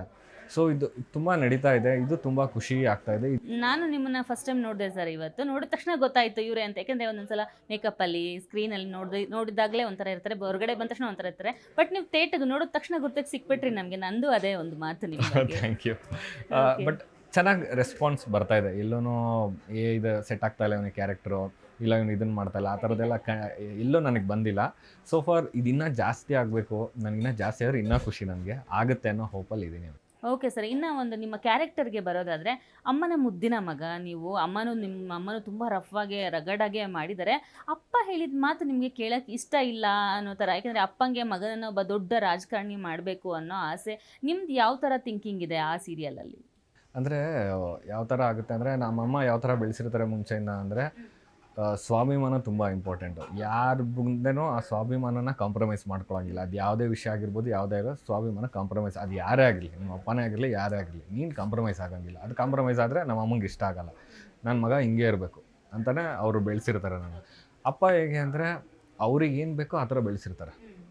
ನೀನು ಇದೇ ಓದು, ನೀನು ಇದನ್ನೇ ಮಾಡು, ಇಲ್ಲೇ ಹೋಗು, ಇದನ್ನೇ ಮಾಡು, ನೆಕ್ಸ್ಟ್ ನೀನು ಬಾ. ಇಲ್ಲಿ ನಾನೆಲ್ಲೆಲ್ಲೋ ಸಿಟಿ ಕಳಿಸಿರ್ತಾರೆ ಓದೋದಕ್ಕೆ ಅಂತ. ಅಲ್ಲಿ ಓದ್ಕೊತಿದ್ರೆ ಸಡನ್ನಾಗಿ ನೀನು ಹಳ್ಳಿಗೆ ಬಾ, ನೀನೇನು ಅಲ್ಲಿ ಕೆಲಸ ಮಾಡೋದು ಬೇಕಿಲ್ಲ, ಇಲ್ಲಿ ಬಂದು ಎಲೆಕ್ಷನಿಗೆ ನಿಲ್ಲು ಅಂತಾರೆ. ಎಲೆಕ್ಷನಿಗೆ ನಿಲ್ತೀನ, ಅಲ್ಲೂ ಫ್ರೀ ಹ್ಯಾಂಡ್ ಕೊಡೋದಿಲ್ಲ. ಅಂದರೆ ನನ್ನನ್ನು ಒಂಥರ ಕಟ್ಟಾಗ್ದಂಗೆ ಇರುತ್ತೆ. ಅದು ನನಗೆ ಇಷ್ಟ ಆಗ್ತಿರೋಲ್ಲ. ನನಗೆ ಯಾರೇ ಕಂಟ್ರೋಲ್ ಮಾಡೋಕ್ಕೆ ಬಂದ್ರೂ ಆ ಕ್ಯಾರೆಕ್ಟರ್ಗೆ ಇಷ್ಟ ಆಗೋದಿಲ್ಲ, ಅದು ಯಾರಾದರೂ ಆಗಿರ್ಬೋದು. ಸೊ ಅಪ್ಪ ತುಂಬ ಕಂಟ್ರೋಲ್ ಮಾಡ್ತಿರ್ತಾರೆ. ಅಮ್ಮ ಏನಂದರೆ, ನೀನು ಮಾಡ್ತಿರೋದೇ ಕರೆಕ್ಟ್, ನಿನ್ನ ಮೇಲೆ ನಂಬಿಕೆ ಇದೆ, ನೀನು ತಪ್ಪು ಮಾಡಲ್ಲ, ನೀನು ನನ್ನ ಮಗ ಯಾವಾಗಲೂ ಸರಿನೇ, ಆ ಥರ ಪುಷ್ ಮಾಡ್ತಾ ಇರ್ತಾರೆ. ಸೊ ಇದು ಡಿಫ್ರೆನ್ಷಿಯೇಟ್ ಆಗ್ತಾ ಇರುತ್ತೆ. ಹಂಗಾಗ್ಬಿಟ್ಟು ನನಗೆ ನಮ್ಮಮ್ಮ ಅಂದರೆ ತುಂಬ ಇಷ್ಟ, ನಮ್ಮ ಅಪ್ಪಂಗೆ ಕಂಪೇರ್ ಮಾಡಿದ್ರೆ. ಅಪ್ಪಂಗೆ ರಾಜಕಾರಣಿ ಆಗಬೇಕು ಅಂತ ಇಷ್ಟ ಇದೆ ನಿಮಗೆ. ಅಮ್ಮಂಗೆ ಯಾವ ಥರ ಆಸೆ ಇದೆ? ಹಾಗಾದ್ರೆ ಏನು ಮಾಡಬೇಕು ಅಂತ ಆಸೆ ಇದೆ ನಿಮ್ಮನ್ನು? ಅಮ್ಮಂಗೆ ರಾಜಕಾರಣ ಬಿಟ್ಟು ನೀನು ಏನಾದರೂ ಮಾಡು ಅಂತ. ಓಕೆ, ರಾಜಕಾರಣ ಇಷ್ಟ ಇಲ್ಲ, ಅವ್ರಿಗೆ ಇಷ್ಟ ಇಲ್ಲ. ಸಾಕು, ನಿಮ್ಮ ಅಪ್ಪನೇ ಇಷ್ಟು ದಿನ ಮನೆ ಮಠ ಎಲ್ಲ ಬಿಟ್ಟು ರಾಜಕಾರಣ ಅಂತ ಜೀವನ ಎಲ್ಲ ಅದರಲ್ಲೇ ತೆಗೆದುಬಿಟ್ರು. ನೀನು ಹಂಗೆ ಆಗೋದು ಬೇಡ, ಇದನ್ನ ಬಿಟ್ಟು ನೀನು ಏನಾದರೂ ಮಾಡ್ಕೊ, ನಮಗೇನು ಕೊರತೆ ಇಲ್ಲ, ನೀನು ಏನಾದರೂ ಮಾಡ್ಕೊ ಅನ್ನೋ ಥರ ಅವ್ರು ಇದಕ್ಕೆ ಮಾತ್ರ ಬರಬೇಡ ಅಂತ. ಅಪ್ಪ ಇದ್ದೀನಿ, ಇದಕ್ಕೆ ಬರಬೇಕು, ನನ್ನ ನೆಕ್ಸ್ಟ್ ನೀನೇ ಆಗಬೇಕು. ಅಂದರೆ 4 ಜನ ಮಕ್ಕಳು, 3 ಗಂಡು 1 ಹೆಣ್ಣು ಸೀರಿಯಲ್ ಪ್ರಕಾರ. ಸೊ ಅಣ್ಣಂಗೆ ಇಂಟ್ರೆಸ್ಟ್ ಇರೋಲ್ಲ, ಅವನಿಗೆ ಬಿಸ್ನೆಸ್ ಬಗ್ಗೆ ಇಂಟ್ರೆಸ್ಟ್ ಇರುತ್ತೆ. ತಮ್ಮ ಇನ್ನೂ ಚಿಕ್ಕವನು. ಸೊ ಇನ್ನು ಮಧ್ಯದಲ್ಲಿ ಸಿಕ್ಕಾಕೊಂಡಿರೋನೇ ನಾನು. ಸೊ ಹಂಗಾಗ್ಬಿಟ್ಟು, ಇಲ್ಲ ನೀನೇ ನಿಂತ್ಕೋಬೇಕು, ನನ್ನ ನೆಕ್ಸ್ಟ್ ನೀನೇ ಆಗಬೇಕು, ನಾನು MLA ಇದರಿಂದ ನಾನು ನೆಕ್ಸ್ಟ್ ಪ್ರಮೋಟ್ ಆಗ್ತೀನಿ MLA, ಇದಕ್ಕೆ ನನ್ನ ಜಾಗನ ನೀನೇ ತುಂಬಿಸ್ಕೋಬೇಕು, ಅದನ್ನು ಆಚೆ ಕಡೆಯವ್ರಿಗೆ ನಾನು ಕೊಡೋದಿಲ್ಲ. ನಮ್ಮ ತಾತನೂ ಇಂದ ಇದು ನನಗೆ ಬಂದಿದೆ, ನನ್ನಿಂದ ಇದು ನೆಕ್ಸ್ಟ್ ನಿನಗೆ ಬರಬೇಕು, ಪರಂಪರಾಗತವಾಗಿ ಬರಬೇಕು, ಪವರ್ ಬಿಟ್ಟು ಹೋಗ್ಬಾರ್ದು ಅನ್ನೋದು ಅವ್ರ ಆಸೆ. ಓಕೆ, ಹೀರೋಗೆ ಫ್ಲಾಶ್ ಬ್ಯಾಕ್ ಲವ್ ಸ್ಟೋರಿ ಏನಾದ್ರು ಇದೆಯಾ ಈ ಸೀರಿಯಲ್ ಅಲ್ಲಿ? ಯಾಕಂದ್ರೆ ಆಲ್ರೆಡಿ ಹೀರೋಯಿನ್ ಲಲಿತಾ ಅಂತ ಗೊತ್ತು, ಅವರೇ ನಿಮ್ಮನ್ನ ಮದ್ವೆ ಆಗ್ತಾರೆ ಅಂತ ನಮಗೆ ಪ್ರೋಮೋಗಳು ಆಲ್ರೆಡಿ ಸೀರಿಯಲ್ ಇಂದನೂ ಗೊತ್ತಾಗ್ತಿದೆ. So flashback love story ಏನಾದ್ರು ಇದೆಯಾ ಅಂತ? ಸೋಫಾರ್ ಯಾವುದಿಲ್ಲ, ಫ್ಲಾಶ್ ಬ್ಯಾಕ್ ಥರದ್ದು ಯಾವುದು ತೋರಿಸಿಲ್ಲ, ಯಾರನ್ನೂ ಇಷ್ಟಪಟ್ಟಿಲ್ಲ. ಇಲ್ಲ ಆ ಥರದ್ದು ಏನು ಇದಿಲ್ಲ. ಬಟ್ ಅವಾಗ ಡೈಲಾಗ್ಸಲ್ಲಿ ಬರ್ತಾ ಇರುತ್ತೆ ಅಷ್ಟೇ. ಅಂದರೆ ನಿನಗೆ ಸಿಟಿಯಲ್ಲಿ ಹುಡುಗಿರ್ ಫ್ಯಾನ್ಸ್ ಇದ್ದಾರೆ, ಅದು ಇದು ಅಂತ ಡೈಲಾಗ್ಸಲ್ಲಿ ಬರ್ತಿರುತ್ತೆ. ಬಟ್ ಎಲ್ಲೂ ತೋರಿಸಿಲ್ಲ ಅದನ್ನು. ಫ್ಲ್ಯಾಶ್ ಬ್ಯಾಕ್ ಅಂತ ಯಾವುದೂ ಇಲ್ಲ. ಅಂದರೆ ಸಿಟಿದು ಯಾವುದೂ ಫ್ಲ್ಯಾಶ್ ಬ್ಯಾಕ್ ಇಲ್ಲ. ಡೈರೆಕ್ಟ್ ಕತೆ ಸ್ಟಾರ್ಟ್ ಆಗೋದೆ ನಾನು ಹಳ್ಳಿಯಲ್ಲಿ ಇರೋದ್ರಿಂದನೇ ವಾಪಸ್ ಬಂದ ಮೇಲೆ ಕತೆ ಸ್ಟಾರ್ಟ್ ಆಗುತ್ತೆ. ಓಕೆ, ಇನ್ನು ನಿಮಗೆ ಓಕೆ ಒಂದು ಫ್ಲ್ಯಾಶ್ ಬ್ಯಾಕ್ ಸ್ಟೋರಿ ಇಲ್ಲ, ಅಮ್ಮನಿಗೆ ಏನಾದರೂ ಇದೆಯಾ? ನನ್ನ ಸೊಸೆ ಹಿಂಗೆ ಬರಬೇಕು, ಹಾಗೆ ಬರಬೇಕು, ಆ ಥರ ಏನಾದ್ರು ಒಂದು ನಿಮ್ಮ ಕ್ಯಾರೆಕ್ಟರ್ ಅಮ್ಮನಿಗಿದೆಯಾ ಆ ಥರ ಏನಾದ್ರು? ಅಂದರೆ ನಿನಗೆ ಮದುವೆ ಮಾಡೋದೇ ನಾನು ತೋರಿಸಿದ ಹುಡುಗಿನೇ ನೀನು ಮದುವೆ ಮಾಡಬೇಕು, ನಿನಗೂ ಸ್ವಾತಂತ್ರ್ಯ ಇಲ್ಲ ನೀನು ಸೆಲೆಕ್ಟ್ ಮಾಡೋದಕ್ಕೆ ಅನ್ನೋ ಥರ ಕ್ಯಾರೆಕ್ಟರ್ ಅವರು. ಓಕೆ, ಅದಕ್ಕೆ ಮಗ ಒಪ್ಕೊಂಡಿದ್ದಾರೆ. ಹಾಂ, ಇನ್ನೇನು ಮಾಡೋಕ್ಕಾಗಲ್ಲ. ನಮ್ಮ ಅಮ್ಮಂದು ಹಠ ಅಂದರೆ ಹಠ. ಆ ವಿಷಯದಲ್ಲಿ ಅವ್ರಿಗೆ ಯಾರೂ ಮಾತಾಡೋಕ್ಕಾಗೋದಿಲ್ಲ. ಅವ್ರಿಗೆ ಅದೇ ಅವ್ರ ಲೈಫಲ್ಲಿ ದೊಡ್ಡ ಏಮ್ ಅಂದರೆ ಅದೇ, ನನ್ನ ಮಗ ಜಯರಾಜ್ಗೆ ನಾನೇ ಒಂದು ಒಳ್ಳೆ ಸೊಸೆ ತರಬೇಕು, ನಾನೇ ಮದುವೆ ಮಾಡಬೇಕು. ಸೊ ಎಲ್ಲರೂ ಇಷ್ಟೆಲ್ಲ ಪ್ಲಾನ್ ಮಾಡ್ತಿದ್ರೆ, ಆದರೆ ಭಗವಂತನ ಪ್ಲಾನ್, ನಿಮ್ಮ ತಂದೆ ಪ್ಲಾನ್ ಬೇರೆನೇ ಇದೆ. ನಿಮಗೆ ಒಬ್ರು ಹುಡುಗಿನ ಗಂಟು ಹಾಕಕ್ಕೆ ಕಾಯ್ತಾ ಇದ್ದಾರೆ. ಸಡನ್ ಆಗಿ ನಿಮ್ಮ ಲೈಫಲ್ಲಿ ಈಗ ಒಬ್ರು ಹೀರೋಯಿನ್ ಎಂಟ್ರಿ ಆಗ್ತಾರೆ. ಓಕೆ ಸರ್, ಇದೆಲ್ಲ ಅಪಾರ್ಟ್ ಫ್ರಮ್ ದ ಸೀರಿಯಲ್ ಬಿಟ್ಟು ಶಿವಾಂಕ್ ಅವ್ರಿಗೆ ರಿಯಲ್ ಆಗಿ ಗರ್ಲ್ ಫ್ರೆಂಡ್ ಇದ್ದಾಳ, ಮದುವೆ ಆಗಿದೆಯಾ ಅಥವಾ ಫ್ಯಾಮಿಲಿ ಇದೆಯಾ, ಏನು ಸರ್ ನಿಮ್ಮ ಕತೆ? ನಾನು ಒಬ್ಬನೇ ಮಗ ನಮ್ಮ ಅಪ್ಪ ಅಮ್ಮಗೆ. Okay, ಸೊ ನಾನು super. ನಮ್ಮ ಅಪ್ಪ ಅಮ್ಮ 3 ಜನ, ಚಿಕ್ಕ ಫ್ಯಾಮಿಲಿ ನಮ್ಮದು. ಅದು ಬಿಟ್ಟರೆ ಮದುವೆ ಅಂತ ಏನಿಲ್ಲ. ಇವಾಗ ಜಸ್ಟ್ ಬರೀ ಕೆಲಸದ ಮೇಲೆ ಫೋಕಸ್ ಮಾಡ್ತಾ ಇದ್ದೀನಿ ಅಷ್ಟೇ. ಕೆಲಸ ಆಯಿತು, ಮನೆ ಆಯಿತು ಅಷ್ಟೇ. ಓಕೆ ಸರ್, ಗರ್ಲ್ ಫ್ರೆಂಡ್ ಇಲ್ವಾ? ಸುಳ್ಳು ಯಾವ್ದು ಹೇಳ್ಬೇಡಿ. ಇಲ್ಲ ಯಾಕಂದ್ರೆ ಮೇಡಮ್. ನಿಮ್ಮ ನೋಡಿದ ತಕ್ಷಣ ಅಲ್ಲ, ಎಲ್ರೂ ಹಂಗೆ ಹುಡುಗಿರು ಆ ಥರ ಹೇಳ್ತಾರೆ, ಇಲ್ಲ ಅಂತ ಹೇಳಿ. ಇಷ್ಟಪಡ್ತಾರೆ. ಲವ್ ಪ್ರಪೋಸಲ್ಸ್ ಬಂದಿದ್ಯಾ ಯಾವ್ದಾದ್ರು ಲವ್ ಪ್ರಪೋಸಲ್ಸ್? ಇನ್ಸ್ಟಾಗ್ರಾಮಲ್ಲಿ ಬರ್ತಿರುತ್ತೆ, ಆದರೆ ಎಷ್ಟು ನಿಜನೋ ಎಷ್ಟು ಫೇಕೋ ಗೊತ್ತೇ ಆಗಲ್ಲ ನಮ್ಗೆ. ಯಾವ ಅಕೌಂಟ್ ನಿಜ, ಯಾವ ಅಕೌಂಟ್ ಇದು, ನಾನು ಅದ್ರ ಬಗ್ಗೆ ತಲೆ ಕೆಡ್ಸ್ಕೊಳೋದಿಲ್ಲ. ಬಟ್ ಡೈರೆಕ್ಟಾಗಿ ಒಂದು ಅಪ್ರೋಚ್ ಎಲ್ಲ ಯಾರೂ ಮಾಡಿಲ್ಲ. ಆ್ಯಂಡ್ ಯಾರ ಕೈಲೂ ಸಿಗಲ್ಲ. ನಾನು ಕೆಲಸ ಆಯಿತಾ, ಜಿಮ್ ಆಯಿತಾ, ಮನೆ ಆಯಿತಾ, ಇಲ್ಲೇ ಇರ್ತೀನಿ. ಬಿಟ್ಟರೆ ಇನ್ನೆಲ್ಲೂ ಬೇರೆ ಪಾರ್ಟಿಗೆ ಹೋಗೋದಾಗಲಿ ಇದಾಗಲಿ ಮತ್ತೊಂದಾಗಲಿ ಮಾಡೋದಿಲ್ಲ. ಸೊ ಫಾರ್ ಇದನ್ನು ಬೆಳೆಯೋ ಸ್ಟೇಜ್ ಅಲ್ವಾ, ನನಗೇನಂದರೆ ಮೈಂಡ್ ಡೈವರ್ಟ್ ಆಗಬಾರ್ದು. ನನಗೆ ಒಂದು ಕಡೆ ಹೋಗ್ತಾ ಇದ್ದೀವಿ ಅಂದರೆ ಅಲ್ಲೇ ಹೋಗಬೇಕು. ಈಗ ಅಪ್ಪ ಅಮ್ಮ ಇರೋನೊಬ್ಬನೇ ಮಗ ಆದ್ರೂ, ಇಂಜಿನಿಯರಿಂಗ್ ಓದಿಸಿದ್ರು, ಈ ಫೀಲ್ಡಿಗೆ ಬಂದಿದ್ದಾನೆ, ಸ್ಟಿಲ್ ಅವರು ಸಪೋರ್ಟ್ ಮಾಡ್ಕೊಂಡು ನಂಬಿಕೆ ಇಟ್ಟು ಕಳಿಸಿದ್ದಾರೆ. ಸೊ ಅವ್ರ ನಂಬಿಕೆ ಉಳಿಸ್ಕೊಳ್ಳೋ ನನ್ನ ಜವಾಬ್ದಾರಿ. ಸೊ ನನಗೆ ಡೈವರ್ಟ್ ಆಗೋಕ್ಕೆ ಇಷ್ಟ ಇಲ್ಲ. ಇನ್ನೂ ಟೈಮ್ ಇದೆ. ಸೊ ಮನೇಲಿ ಯಾರ್ದಾರು ನೋಡಿದ್ರೂ ತೊಂದರೆ ಇಲ್ಲ. ಬಟ್ ನನಗೆ ಸದ್ಯದಲ್ಲೇ ಅಂತೂ ಯಾವುದೂ ಪ್ಲ್ಯಾನ್ಸ್ ಇಲ್ಲ. ನಾನು ಈ ಮೂಲಕ ಗ್ಯಾರಂಟಿ ನ್ಯೂಸಲ್ಲಿ ಹೇಳ್ತೀನಿ, ಜಯರಾಜ ಅಲಿಯಾಸ್ ಶಿವಾಂಕ್ ಅವರು ಸಿಂಗಲ್ಲು, ಲವ್ ಪ್ರಪೋಸ್ ಯಾವುದೂ ಒಪ್ಕೊಂಡಿಲ್ಲ, ಯಾರು ಬೇಕಿದ್ರೂ ಅಪ್ರೋಚ್ ಮಾಡ್ಬೋದು ಅಂತ ನಾನು ನೀವೇ ಹೇಳ್ತಿದ್ದೀರಾ. Okay, super sir. ಸೀರಿಯಲ್ನ ನಾವು ಬಹಳಷ್ಟು ನೋಡ್ತಿರ್ತೀವಿ. ಬಟ್ ಸೀರಿಯಲ್ ಇವಾಗೇನು ಬಿಡು, ಕೈಗೊಂದು ಕಾಲ್ಗೊಂದು ಸೀರಿಯಲ್ ಇರುತ್ತೆ, ನೋಡೋಕೆ ತುಂಬ ಸೀರಿಯಲ್ಗಳಿರುತ್ತೆ ಅಂತ ಹೇಳ್ತೀವಿ. ಆದರೆ ಆ್ಯಕ್ಟಿಂಗ್ ಅನ್ನೋದು ನಿಜವಾಗ್ಲೂ ಸುಲಭದ ಮಾತಲ್ಲ. ಸೀರಿಯಲ್ ಅಂದರೆ ಅದಕ್ಕೆ ಎಷ್ಟೊಂದು ಬ್ಯುಸಿ ಸ್ಕೆಡ್ಯೂಲ್ಸ್ ಇರುತ್ತೆ. ದಿನ ಪೂರ್ತಿ ಸೀರಿಯಲ್ಸ್ ಮಾಡಿರ್ತೀರಾ, ಶೂಟಿಂಗ್ ಮಾಡಿರ್ತೀರಾ. ಸೊ ಶೂಟಿಂಗಲ್ಲಿ ಡೈಲಾಗ್ಸ್ಗಳು ತುಂಬಾ ಮಹತ್ವದ್ದು. ಸೊ ನೀವು ರಂಗಭೂಮಿ ಹಿನ್ನೆಲೆ ಇರೋದ್ರಿಂದ ನಿಮಗೆ ಈ ಸೀರಿಯಲ್ ಶೂಟಿಂಗು, ಡೈಲಾಗ್ಸು, ಪಾತ್ರಗಳೆಲ್ಲ ಈಸಿ ಅನ್ಸುತ್ತಾ, ಕಷ್ಟ ಅನ್ಸುತ್ತಾ? ನನಗೆ ಈಸಿ ಅನ್ಸುತ್ತೆ. ಯಾಕೆಂದರೆ ಲೈಕ್ ನಾವು ಅಲ್ಲಿ ತುಂಬ ಲೈವ್ ಪರ್ಫಾರ್ಮೆನ್ಸ್ ಮಾಡೋದ್ರಿಂದ ಅಲ್ಲಿ ಒನ್ ಮೋರ್ ಇರೋದಿಲ್ಲ. ಒಂದ್ಸಲಿ ಸ್ಟೇಜ್ ಮೇಲೆ ಬಂದರೆ ಮುಗೀತು. ಆ್ಯಂಡ್ ನಮಗೆ ಅಲ್ಲೆಲ್ಲ ಹೇಗೆ ಅಂದರೆ 3 ಪೇಜು, 4 ಪೇಜ್ಗಳು ಡೈಲಾಗ್ಗಳಿರ್ತಾಯಿದ್ದು. ನಾನು ಎಲ್ಲ ಥರದ್ದು ನಾಟಕಗಳು ಮಾಡಿದ್ದೀನಿ. ಪೌರಾಣಿಕ, ಐತಿಹಾಸಿಕ ಆ್ಯಂಡ್ ಸಾಮಾಜಿಕ. ಹೇಳಿದ್ರಿ ಆಗಲೇ ರಾಜ್ಕುಮಾರ್ ಫ್ಯಾನ್. ಇಲ್ಲ, ನನಗೆ ತುಂಬ ಇಷ್ಟ ಆಗ್ತಾಯಿತ್ತು ಪೌರಾಣಿಕ. ಆ ಸ್ಟೈಲೇ ಬೇರೆ. ಅದನ್ನು ನಾವು ಅಂದರೆ ಹೇಗೆ ಅಂದರೆ ತುಂಬ ವಾಯ್ಸ್ ಜೋರು ಇರಬೇಕು, ಬಾಡಿ ಬ್ರಾಡ್ ಆಗಿರಬೇಕು, ಆ ಥರದ್ದೆಲ್ಲ ಇರುತ್ತೆ. ಅದಕ್ಕೆ ಐತಿಹಾಸಕ್ಕೆ ಬೇರೆ ಥರ ಇರುತ್ತೆ, ಸಾಮಾಜಿಕ ನಾಟಕಗಳೇ ಬೇರೆ ಥರ ಇರುತ್ತೆ. ಆ್ಯಂಡ್ ಎಷ್ಟೊಂದು ಜನ ಹೇಳ್ತಾರೆ ಅಂದರೆ, ಈಗ ನಾಟಕ ಮಾಡೋರು ಕ್ಯಾಮ್ರಾ ಮುಂದೆ ಬಂದಾಗ ಜಾಸ್ತಿ ಇದನ್ನು ಮಾಡ್ತಾರೆ. ಈ ಸೀರಿಯಲ್ ಅವರು ಅಲ್ಲೇ ಆ್ಯಕ್ಟಿಂಗ್ ಹೋಗ್ಬಿಟ್ಟಿರುತ್ತೆ ಅವ್ರದ್ದು, ಸಿನಿಮಾಗೆ ಆ್ಯಕ್ಟಿಂಗ್ ಬರೋದಿಲ್ಲ. ಸಿನಿಮಾಗೆ ಇದನ್ನು ಬಂದಾಗ ನೀನೇನು ಸೀರಿಯಲ್ ಥರ ಮಾಡ್ತಿದ್ಯಾ ಅಂತಾರೆ. ಇದೆಲ್ಲ ಮಾತುಗಳು ಯಾವಾಗ ಬರುತ್ತೆ ಅಂದರೆ, ಒಬ್ಬ ನಟನಲ್ಲಿ ಆ ಒಂದು ಕಲೆ ಆಳುವಾಗ ಇರಲ್ವಲ್ಲ, ಆವಾಗ ಈ ಥರದ್ದೆಲ್ಲ ಬರುತ್ತೆ. ಅಂದರೆ ಒಂದಕ್ಕೆ ಸ್ಟಿಕನ್ ಆಗಿಬಿಡ್ತಾನೆ. ಈಗ ನಾಟಕಗಳು ಮಾಡ್ತಾಯಿದ್ರೆ ಅದು ಬೇರೆ ಥರ, ನಾನು ಸೀರಿಯಲ್ ಮಾಡ್ತಾಯಿದ್ದೀನಿ ಇದು ಬೇರೆ ಥರ, ಸಿನಿಮಾಗೆ ಬೇರೆ ಥರ ಡಿಮ್ಯಾಂಡ್ ಮಾಡ್ತಾರೆ. ಈ ಒಂದು ವೇರಿಯೇಷನ್ ಗೊತ್ತಿರಬೇಕು. ಆ್ಯಂಡ್ ಏನಾಗುತ್ತೆ ಅಂದರೆ, ಈ ಸೀರಿಯಲ್ನ ಎಷ್ಟೊಂದು ಟಾಕ್ಸ್ ಇರುತ್ತೆ, ಬಟ್ ಅದನ್ನು ನಾನು ಪಾಸಿಟಿವ್ ಆಗಿ ತೊಗೊತೀನಿ. ಯಾಕೆಂದರೆ ಇದೊಂಥರ ಕಲಿಕೆ. ಈಗ ಸಿನಿಮಾ ಅಂದರೆ ಒಂದು ಸಿನಿಮಾ ಮಾಡ್ತಿದ್ದೀವಿ ಅಂದಾಗ ನಮಗೊಂದು ಸ್ಕ್ರಿಪ್ಟ್ ಇರುತ್ತೆ, 2.5 ಗಂಟೆ ಸ್ಕ್ರಿಪ್ಟ್ ಇಷ್ಟೇ. ಇದನ್ನು ಪ್ರಿಪೇರ್ ಮಾಡ್ಬೋದು ನಾವು. ಸೀರಿಯಲಲ್ಲಿ 2 ವರ್ಷ 3 ವರ್ಷದ ಕತೆ, ಅವ್ರಿಗೆ ಮುಂದಿನ ತಿಂಗಳು ಏನಾಗುತ್ತೆ ಅಂತ ಗೊತ್ತಿರಲ್ಲ. ನಮಗೊಂದು ಕ್ಯಾರೆಕ್ಟರ್ ಹೇಳಿರ್ತಾರೆ ಹಿಂಗೆ ಅಂತ. ಆ ಸ್ಪಾಂಟೇನಿಟಿ ಇರುತ್ತಲ್ಲ, ಇವಾಗ ಬಂದಾಗ ನನಗೆ ಸೀನ್ ಪೇಪರ್ ಸಿಗುತ್ತೆ, ಒಂದು 5-6 ಸೀನ್ ಇರುತ್ತೆ. ಆ ದಿನ ನಾನು ಕುತ್ಕೊಂಡ್ಬಿಟ್ಟು ಆ ಸೀನ್ ನೋಡ್ತೀನಿ. ಅಂದರೆ ಅದಕ್ಕೆ ಮುಂದೆ ಏನಾಗುತ್ತೆ ಅಂತ ನಿಮಗೆ ಒಂದು ವಾರದ ಕತೆ ಆ ಥರ ಏನೂ ಗೊತ್ತಿರಲ್ವಾ? ಓಕೆ, ಗೊತ್ತಿರಲ್ಲ. ಸೊ ಅವತ್ತೇನು ನಡೆಯುತ್ತೆ ಅನ್ನೋದು ನೀವು ಶೂಟಿಂಗ್ ಸೆಟ್ಟಿಗೆ ಬಂದಮೇಲೆ ಗೊತ್ತಾಗುತ್ತೆ ನಿಮಗೆ? ಹೌದು. ಎವ್ರಿ ಮಂತ್ ಸ್ಕ್ರೀನ್ ಪ್ಲೇ ಚಾನಲಲ್ಲಿ ಓಕೆ ಆಗಬೇಕು. ಆ್ಯಂಡ್ ಅದೇ ಥರನೇ ಯಾವುದೇ ಇದಾಗಲಿ, ಯಾವುದೇ ಲ್ಯಾಂಗ್ವೇಜ್ ಆಗಲಿ, ಯಾವುದೇ ಚಾನಲ್ ಆಗಲಿ ಹಿಂಗೆ ವರ್ಕ್ ಆಗೋದು. ಸೊ ಬಿಕಾಸ್ ಅವ್ರು ನೋಡ್ತಿರ್ತಾರೆ, ಓಕೆ ಈ ಮಂತಲ್ಲಿ ಇದು ಎಂಗೇಜಿಂಗ್ ಆಗಿದೆ, ಇಫ್ ಇನ್ ಕೇಸ್ ಇದು ಕೆಳಗಾಯಿತು ಅಂದರೆ ಏನು ಮಾಡ್ಬೋದು. ಈಗ ಅವರು 6 ತಿಂಗಳ ಸ್ಕ್ರೀನ್ ಪ್ಲೇಗೆ ವರ್ಕ್ ಮಾಡಿಬಿಟ್ರೆ, ಓಕೆ ಮಾಡಿಬಿಟ್ರೆ ಅದು ಹಂಗಾಗಲ್ಲ ಅಲ್ವಾ, ಕರೆಂಟ್ ಅಫೇರ್ಗೆ ಕನೆಕ್ಟ್ ಆಗಲ್ಲ. ಸೊ ಆ ಥರ ನಡೆಯುತ್ತೆ. ಸೊ ಫಾರ್ ಎಲ್ಲದಕ್ಕೂ ಪ್ರಿಪ್ರೇಷನ್ ಇರಬೇಕು. ಆ್ಯಂಡ್ ನನಗೆ ಒಂದು ಗಾಡ್ಸ್ ಗ್ರೇಸ್ ಗಿಫ್ಟ್ ಏನಂದರೆ, ನಾನು ಎಲ್ಲೂ ಅದೆಷ್ಟೇ ಪೇಜ್ ಇರಲಿ ಡೈಲಾಗ್ಗಳು ಮಗಪ್ ಮಾಡೋದಿಲ್ಲ. ನಾನು ಒಂದು 2-3 ಸಲ ಓದಿದೆ ಅಂದರೆ ಅದು ತಲೆಯಲ್ಲಿ ಕುತ್ಕೊಂಡ್ಬಿಡುತ್ತೆ. ಆ್ಯಂಡ್ ಆ ಡೈಲಾಗ್ನ ಹಿಂಗೆ ಹೇಳಬೇಕು ಅಂತ ಏನಿಲ್ಲ, ಅದರ ಅರ್ಥ ಕನ್ವೆ ಮಾಡಿದ್ರೆ ಸಾಕು, ಅದೇ ವರ್ಡ್ ಯೂಸ್ ಮಾಡಬೇಕು ಅನ್ನೋದೇನೂ ಇಲ್ಲ. ಸೊ ಇದೆಲ್ಲ ನನಗೆ ನಾಟಕಗಳು ಮಾಡಬೇಕಾದ್ರೆ ನಾನು ಕಲ್ತ್ಕೊತ ಬಂದಿದ್ದೆಲ್ಲ ಪ್ರತಿಯೊಂದು ಇಲ್ಲಿ ಯೂಸ್ ಆಗ್ತಾಯಿದೆ. ಅಂದರೆ ಇದರಿಂದ ಹೊಸದೇನು ಕಲಿತೀನಿ ಅನ್ನೋದ್ರ ಜೊತೆಲಿ ಕಲ್ತಿರೋದನ್ನು ಹೇಗೆ ಇನ್ವೆಸ್ಟ್ ಮಾಡಬೇಕು ಅನ್ನೋದನ್ನು ನಾನು ಮಾಡ್ತಾಯಿದ್ದೀನಿ. ಸ್ವಲ್ಪ ಕ್ಯಾಮ್ರಾ ಆ್ಯಕ್ಟಿಂಗ್ ಅಂದರೆ ಹೇಳ್ಕೊಡುತ್ತೆ. ಅಂದರೆ ಕ್ಯಾಮ್ರಾ ಜೊತೆ ಫ್ರೆಂಡ್ಲಿ ಆಗಬೇಕು, ಯಾವ ಆ್ಯಂಗಲಲ್ಲಿ ನಿಂತ್ಕೊಂಡ್ರೆ ನಾನು ಯಾವ ಥರ ಇದನ್ನು ಮಾಡ್ಬೋದು. ಸೊ ಅದೆಲ್ಲ ಬ್ಯಾಕ್ ವರ್ಕ್ ಎಲ್ಲ ಮಾಡ್ತೀರಾ ನೀವು? ಅದೆಲ್ಲ ಮಾಡುತ್ತೆ, ಅದು ದಿನನಿತ್ಯ ನಡೀತಾ ಇರುತ್ತೆ. ಅಂದರೆ ಇವಾಗ ಫಾರ್ ಎಕ್ಸಾಂಪಲ್ಲು, ಈಗ ನಾವು ಮಾಡೋದ್ರ ಜೊತೆಲಿ ಈಗ ಸರ್ ಆಗಿರ್ಬೋದು, ಸ್ಪಂದನ ಮೇಡಮ್ ಆಗಿರ್ಬೋದು, ಅವ್ರನ್ನ ನೋಡ್ತಾ ಇರ್ತೀನಲ್ಲ, ಇವ್ರು ಹೆಂಗೆ ಮಾಡ್ತಾರೆ ಇದನ್ನು, ಈ ಲೈನ್ನ ಇವ್ರು ಹೆಂಗೆ ಇದನ್ನು ಮಾಡ್ತಾರೆ, ಎಲ್ಲಿ ಪಾಸ್ ಕೊಡ್ತಾರೆ, ಈ ಡೈಲಾಗ್ನ ಹೆಂಗೆ ವೇರಿಯೇಷನ್ ಮಾಡ್ತಾರೆ, ಎಲ್ಲಿ ಶೌಟ್ ಮಾಡ್ತಾರೆ, ಎಲ್ಲಿ ಕೋಪನ ಕಂಟ್ರೋಲ್ಡಾಗಿ ಮಾಡ್ತಾರೆ ಇದನ್ನೆಲ್ಲ ಅಬ್ಸರ್ವ್ ಮಾಡ್ತಾ ಇರ್ತೀನಿ. ಆ್ಯಂಡ್ ಇದನ್ನು ನಾನು ಮಾಡ್ಬೋದಾ, ನಾನು ಕೇಳ್ತೀನಿ ಡೈರೆಕ್ಟರ್ ಸರ್ಗೆ, ಸರ್ ನಾನು ಇದನ್ನ ಈ ಥರ ಮಾಡ್ತೀನಿ, ನನಗೆ ಯಾಕೋ ಈ ಡೈಲಾಗ್ ಸೆಟ್ ಆಗ್ತಾಯಿಲ್ಲ, ನಾನು ಇದನ್ನು ಚೇಂಜ್ ಮಾಡ್ಕೋಬೋದಾ, ಈ ಥರದ್ದೆಲ್ಲ ಮಾಡ್ತಾ ಇರ್ತೀವಿ. ನನಗೇನು ನಾಟಕದಿಂದ ನಾನು ಇಷ್ಟು ವರ್ಷ ಮಾಡಿದ್ನಲ್ಲ ಅದು ಇಲ್ಲಿ ತುಂಬ ಯೂಸ್ ಆಗ್ತಾ ಇದೆ. ಓಕೆ ಸರ್, ಯಾವುದೇ ಒಬ್ಬ ಕಲಾವಿದ ಆದಾಗ ಬಹಳಷ್ಟು ಜನರಿಗೆ ಬರ್ತಾನೆ ಸಿನಿಮಾಗಳಲ್ಲಿ ಹೀರೋ ರೋಲ್ ಸಿಗೋದು ಈ ಥರ ಎಲ್ಲ ತುಂಬಾ ಕಷ್ಟ. ನೀವು ಸಿನಿಮಾದಲ್ಲಿ ನಟಿಸ್ಬೇಕು ಅಂತ ಆಸೆ ಇಟ್ಕೊಂಡಿದ್ದೀರಾ. ಇನ್ ಕೇಸ್ ನಿಮಗೆ ನೀವು ಒಂದು ಕ್ಯಾರೆಕ್ಟರ್ಗೆ ಸೂಟ್ ಆಗ್ತಿದ್ದೀರಾ ವಿಲನ್ ಆಗಿ, ಒಂದು ಕ್ಯಾರೆಕ್ಟರ್ಗೆ ಸೆಕೆಂಡ್ ಹೀರೋ ಆಗಿ ಸೂಟ್ ಆಗ್ತಿದ್ದೀರಾ ಅಂದ ಒಂದು ದೊಡ್ಡ ನಟನ ಜೊತೆ ನೀವು ವಿಲನ್ ಆಗಿ ಮಾಡಬೇಕು, ಇಂಥ ಆಫರ್ಗಳು ಬಂದಾಗ ನಿಮಗೆ ಇಷ್ಟ ಇದೆಯಾ ಒಪ್ಕೊಳ್ಳಿಕ್ಕೆ? ಖಂಡಿತ ಇಷ್ಟ ಇದೆ. ಯಾಕೆಂದರೆ ನಾನು ಹೇಳಿದ್ನಲ್ಲ ಅವಾಗಲೇ, ನಾನೇನೋ ದೊಡ್ಡ ಸ್ಟಾರ್ ಆಗಬೇಕು, ಸೂಪರ್ ಸ್ಟಾರ್ ಆಗಬೇಕು ಅಂತ ಬಂದವನಲ್ಲ, ನಾನು ಒಳ್ಳೆ ನಟ ಆಗಬೇಕು. ಅದು ವಿಲನ್ ಆದ್ರೂ ಸರಿನೇ. ಅದು ನಮ್ಮ ನಾಟಕದಲ್ಲಿ ಯಾವಾಗಲೂ ಒಂದು ಹೇಳ್ಕೊಡೋರು, ನಿನಗೆ ಅವಾಗ ಕೇಳ್ತಾ ಇದ್ವಿ, ಸರ್ ಏನಿದು ಇಷ್ಟೇ ಡೈಲಾಗ್ ಇದೆ, ನಮಗೆ ಅವನಿಗೆ ಮಾತ್ರ ಅಷ್ಟು ಕೊಟ್ಟಿದ್ದಾರೆ ಅಷ್ಟಿದೆ ಅಂತ. ಅವ್ರು ಯಾವಾಗಲೂ ನಮ್ಮ ಸರ್ ಒಬ್ರು ಹೇಳೋರು, ಏಯ್ ನನಗೆ ಒಂದು ಡೈಲಾಗ್ ಕೊಡೋ, ಇಡೀ ನಾಟಕ ಮುಗಿದ್ಮೇಲೆ ಅವ್ನು ಯಾರೋ ಒಂದು ಡೈಲಾಗ್ ಹೇಳೋದ್ಮೇಲೆ ಎಷ್ಟು ಚೆನ್ನಾಗಿ ಹೇಳ್ದೆ ಅಂತ ನಾನು ಅನ್ನಿಸ್ಕೊತೀನಿ ಅಂತ. ಇದು ಇರಬೇಕು ಒಬ್ಬ ಆ್ಯಕ್ಟ್ರಿಗೆ ಅಂತ. ಸೊ ಅಂದರೆ ಲೈಕ್ ಪಾಸಿಟಿವ್ ಕ್ಯಾರೆಕ್ಟರ್ಗಳಿಗೆ ಏನಾಗುತ್ತೆ ಅಂದರೆ ಎಷ್ಟೊಂದು ಜನ ಹೇಳಿರ್ತಾರೆ ಲಿಮಿಟೇಷನ್ ಇರುತ್ತೆ. ಅದೇ ನೆಗೆಟಿವ್ ಕ್ಯಾರೆಕ್ಟರ್ಗಳಿಗೆ ತುಂಬ ಫ್ರೀಡಮ್ ಇರುತ್ತೆ, ಏನು ಬೇಕಾದರೂ ಮಾಡ್ಬೋದು. ಆ ಥರದ್ದೆಲ್ಲ ಮಾಡೋದಕ್ಕೆ ನನಗಿಷ್ಟ. ಅಂದರೆ ಎಕ್ಸ್ಪರಿಮೆಂಟಲ್ ಕ್ಯಾರೆಕ್ಟರ್ಗಳನ್ನ, ಅಂದರೆ ಈಗ ಒಂದು ಮಾಡಿದ್ದನ್ನು ಬಿಟ್ಟು ಇನ್ನೊಂದೇನೋ ಮಾಡ್ತಿದ್ದೀವಿ ಅಂದಾಗಲೇ ನಮಗೆ ಕಲಿಯೋದಕ್ಕೆ ಸಾಧ್ಯ. ಇನ್ನು ಮಾಡಿದ್ದನ್ನೇ ಮಾಡ್ಕೊಂಡೋದ್ರೆ ಏನೂ ಆಗೋದಿಲ್ಲ. ಅದು ಪಾಸಿಟಿವ್ ಆಗಲಿ ನೆಗೆಟಿವ್ ಆಗಲಿ ಅಲ್ಲಿ ಸ್ಕೋಪ್ ಇದೆಯಾ, ಇದರಲ್ಲಿ ಜನನ ನಾನು ಇಂಪ್ರೆಸ್ ಮಾಡ್ಬೋದಾ. ಸೊ ಈ ಥರದ್ದು ನನ್ನ ಮೈಂಡಲ್ಲಿ ಇಟ್ಕೊಂಡು ನಾನು ಕೆಲಸ ಮಾಡೋದು. ಸೊ ಆ ಥರದ್ದು ಬಂದಾಗ, ಆಪರ್ಚುನಿಟೀಸ್ ಬಂದಾಗ ಅಕ್ಸೆಪ್ಟ್ ಮಾಡೇ ಮಾಡ್ತೀನಿ. ಶಿವಾಂಕ್ ಅವರ ಇಷ್ಟು ಹೊತ್ತು ನಮ್ಮ ಗ್ಯಾರಂಟಿ ನ್ಯೂಸ್ ಜೊತೆ ನಿಮ್ಮ ಒಂದು ಸೀರಿಯಲ್ ಜರ್ನಿ, ಜಯಲಲಿತಾ ಸೀರಿಯಲ್ ಹೇಗಿದೆ, ಅದರ ಒಂದು ಪಾತ್ರವರ್ಗ ಎಲ್ಲವನ್ನು ಹಂಚ್ಕೊಂಡಿದ್ದೀರಾ. ಇನ್ನು ಕಡೆಯದಾಗಿ ನಮ್ಮ ಗ್ಯಾರಂಟಿ ನ್ಯೂಸ್ ಮೂಲಕ ನಿಮ್ಮ ಫ್ಯಾನ್ಸ್ಗೆ, ನಿಮ್ಮ ಒಂದು ಸೀರಿಯಲ್ ವೀಕ್ಷಕರಿಗೆ ಏನು ಹೇಳಕ್ಕೆ ಬಯಸ್ತೀರಾ?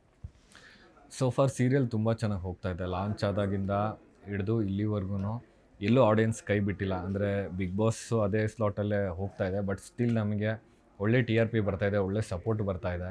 ಕತೆ ಕೂಡ ತುಂಬ ಚೆನ್ನಾಗಿ ಹೋಗ್ತಿದೆ ಅಂತ ಹೇಳ್ತಾರೆ. ಎಲ್ಲೂ ಒಂಥರ ನೆಗೆಟಿವ್ ಫೀಡ್ಬ್ಯಾಕ್ಗಳು ನಮಗೆ ಅಷ್ಟು ಬರ್ತಾಯಿಲ್ಲ.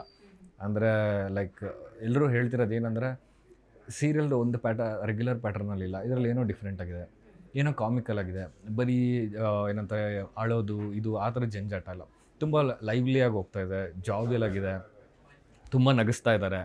ಆ್ಯಂಡ್ ತುಂಬ ವೇರಿಯೇಷನ್ ಬರ್ತಾಯಿದೆ ಅಂತಲೇ ಸಪೋರ್ಟ್ ಮಾಡ್ತಾಯಿದೆ. ಇದು ಇನ್ನೂ ಹೀಗೆ ಹೋಗಲಿ. ನಾವು ಹೋಗ್ತಾ ಹೋಗ್ತಾ ಇನ್ನೂ ಕತೆ ತುಂಬ ಚೆನ್ನಾಗಿದೆ. ಅಂದರೆ ಅದನ್ನು ನಾನು ಇವಾಗ ಹೇಳೋಕ್ಕಾಗೋದಿಲ್ಲ. ಬಟ್ ಸೋಫಾರ್ ನನಗೆ ಗೊತ್ತಿರೋದ್ರಿಂದ ಸ್ವಲ್ಪ ಮಟ್ಟಕ್ಕೆ ಎಲ್ಲಿ ತನಕ ಅಂದರೆ ಒಂದು ಮಟ್ಟದವರೆಗೂ ನನಗೆ ಕತೆ ಗೊತ್ತಿರೋದ್ರಿಂದ ತುಂಬ ಚೆನ್ನಾಗಿ ಹೋಗುತ್ತೆ ನೆಕ್ಸ್ಟ್ ಪ್ಲಾಟ್ಗಳು. ಇಲ್ಲೂ ಒಂಥರ ಅದನ್ನೇ ಕಂಟಿನ್ಯೂ ಆಗ್ತಾಯಿಲ್ಲ. ಪ್ರತಿಯೊಂದು 20-15 ಎಪಿಸೋಡ್ಗಳಿಗೆ ಸ್ಕ್ರೀನ್ ಪ್ಲೇ ಬೇರೆ ಆಗ್ತಿರುತ್ತೆ, ಹೊಸ ಹೊಸ ಟ್ವಿಸ್ಟ್ ಬರ್ತಿರುತ್ತೆ, ಹೊಸ ಹೊಸ ಕ್ಯಾರೆಕ್ಟರ್ಗಳು ಬರುತ್ತೆ ನೆಕ್ಸ್ಟು. ಅದೆಲ್ಲ ತುಂಬ ಚೆನ್ನಾಗಿದೆ, ಮಜಾ ಇದೆ. ಅಂದರೆ ನಮ್ಮದು ಸೀರಿಯಲ್ ಸ್ಪೆಷಾಲಿಟಿ ಏನಂದರೆ, ನಾನು ಹೇಳ್ದಂಗೆ ಅತ್ತೆ ಸೊಸೆದು ಜಂಜಾಟ ಇದು ಆ ಥರದ್ದಿಲ್ಲ. ಇದರಲ್ಲಿ ಸೀರಿಯಲ್ಲೇ ಮಜಾ, ಯಾವುದೋ ಒಂಥರ ಸೀರಿಯಸ್ ಆಗಿ ಹೋಗೋದಿಲ್ಲ, ಅಲ್ಲೇನೋ ಒಂದು ಮಜಾ ಇರುತ್ತೆ. ಬೇಗ ಕನೆಕ್ಟ್ ಆಗ್ತಾ ಇದೆ, ಇನ್ನೂ ಕನೆಕ್ಟ್ ಆಗುತ್ತೆ. ಇನ್ನೂ ಇದೇ ಈಗ ಹೇಗೆ ಸಪೋರ್ಟ್ ಕೊಡ್ತಿದ್ದೀರೋ ಇನ್ನೂ ಸಪೋರ್ಟ್ ಜಾಸ್ತಿ ಸಿಗಲಿ ಅಂತ ಕರ್ನಾಟಕ ಜನತೆ ಕೇಳ್ಕೊತೀನಿ. ಓಕೆ ಸರ್, ಕಲಾವಿದರಾಗಿ ನಿಮ್ಮ ಮೊದಲನೇ ಹಂತ, ಮೊದಲನೇ ಸ್ಟೇಜಲ್ಲಿ ಇದ್ದೀರಾ. ಇನ್ನೂ ಜಾಸ್ತಿ ಹಂತಗಳನ್ನ ಹತ್ತಿ ಸಾಧನೆ ಶಿಖರವನ್ನು ಏರಿ ಹೀಗೆ ಕಲಾವಿದರಾಗಿ ನಮ್ಮ ಕರ್ನಾಟಕ ಜನತೆಯನ್ನು ರಂಜಿಸ್ತಾ ಇರಿ. ಇನ್ನೂ ಹೆಚ್ಚಿನ ಯಶಸ್ಸು ಸಿಗಲಿ ನಿಮಗೆ. ನಿಮ್ಮ ಒಂದು ಸೀರಿಯಲ್ ಲೈಫಲ್ಲಿ, ಸಿನಿಮಾ ಲೈಫಲ್ಲಿ ಒಳ್ಳೊಳ್ಳೆ ಅವಕಾಶಗಳು ಬರಲಿ ಅಂತ ನಾವು ಹಾರೈಸ್ತೀವಿ. All the very best Shivank ಅವರೇ. ಥ್ಯಾಂಕ್ ಯು ಸೋ ಮಚ್ ನಮ್ಮ ಗ್ಯಾರಂಟಿ ನ್ಯೂಸ್ ಜೊತೆ ನಿಮ್ಮ ಒಂದು ಸೀರಿಯಲ್ ಜರ್ನಿಯನ್ನು ಹಂಚಿಕೊಂಡಿದ್ದಕ್ಕೆ. Thank you so much. Thank you so much. Guarantee News ಅವ್ರಿಗೆ ಥ್ಯಾಂಕ್ಸ್ ಹೇಳೋದಕ್ಕೆ ಇಷ್ಟಪಡ್ತೀನಿ. ಈ ಒಂದು ಸೆಗ್ಮೆಂಟ್ನ ಮಾಡಿ ನಮ್ಮ ಸೀರಿಯಲ್ನ ಪ್ರಮೋಟ್ ಮಾಡ್ತಿರೋದಕ್ಕೆ ಥ್ಯಾಂಕ್ ಯು ಸೋ ಮಚ್. ವೀಕ್ಷಕರೇ, ನೋಡಿದ್ರಲ್ಲ, ಇದಾಗಿತ್ತು ಜಯಲಲಿತಾ ಸೀರಿಯಲ್ನ ನಾಯಕ ನಟ ಶಿವಾಂಕ್ ಅಲಿಯಾಸ್ ಜಯರಾಜ್ ಅವರ ಮಾತುಗಳು. ನೋಡ್ತಾ ಇರಿ ಗ್ಯಾರಂಟಿ ನ್ಯೂಸ್, ಸುದ್ದಿ ಖಚಿತ, ನ್ಯಾಯ ನಿಶ್ಚಿತ.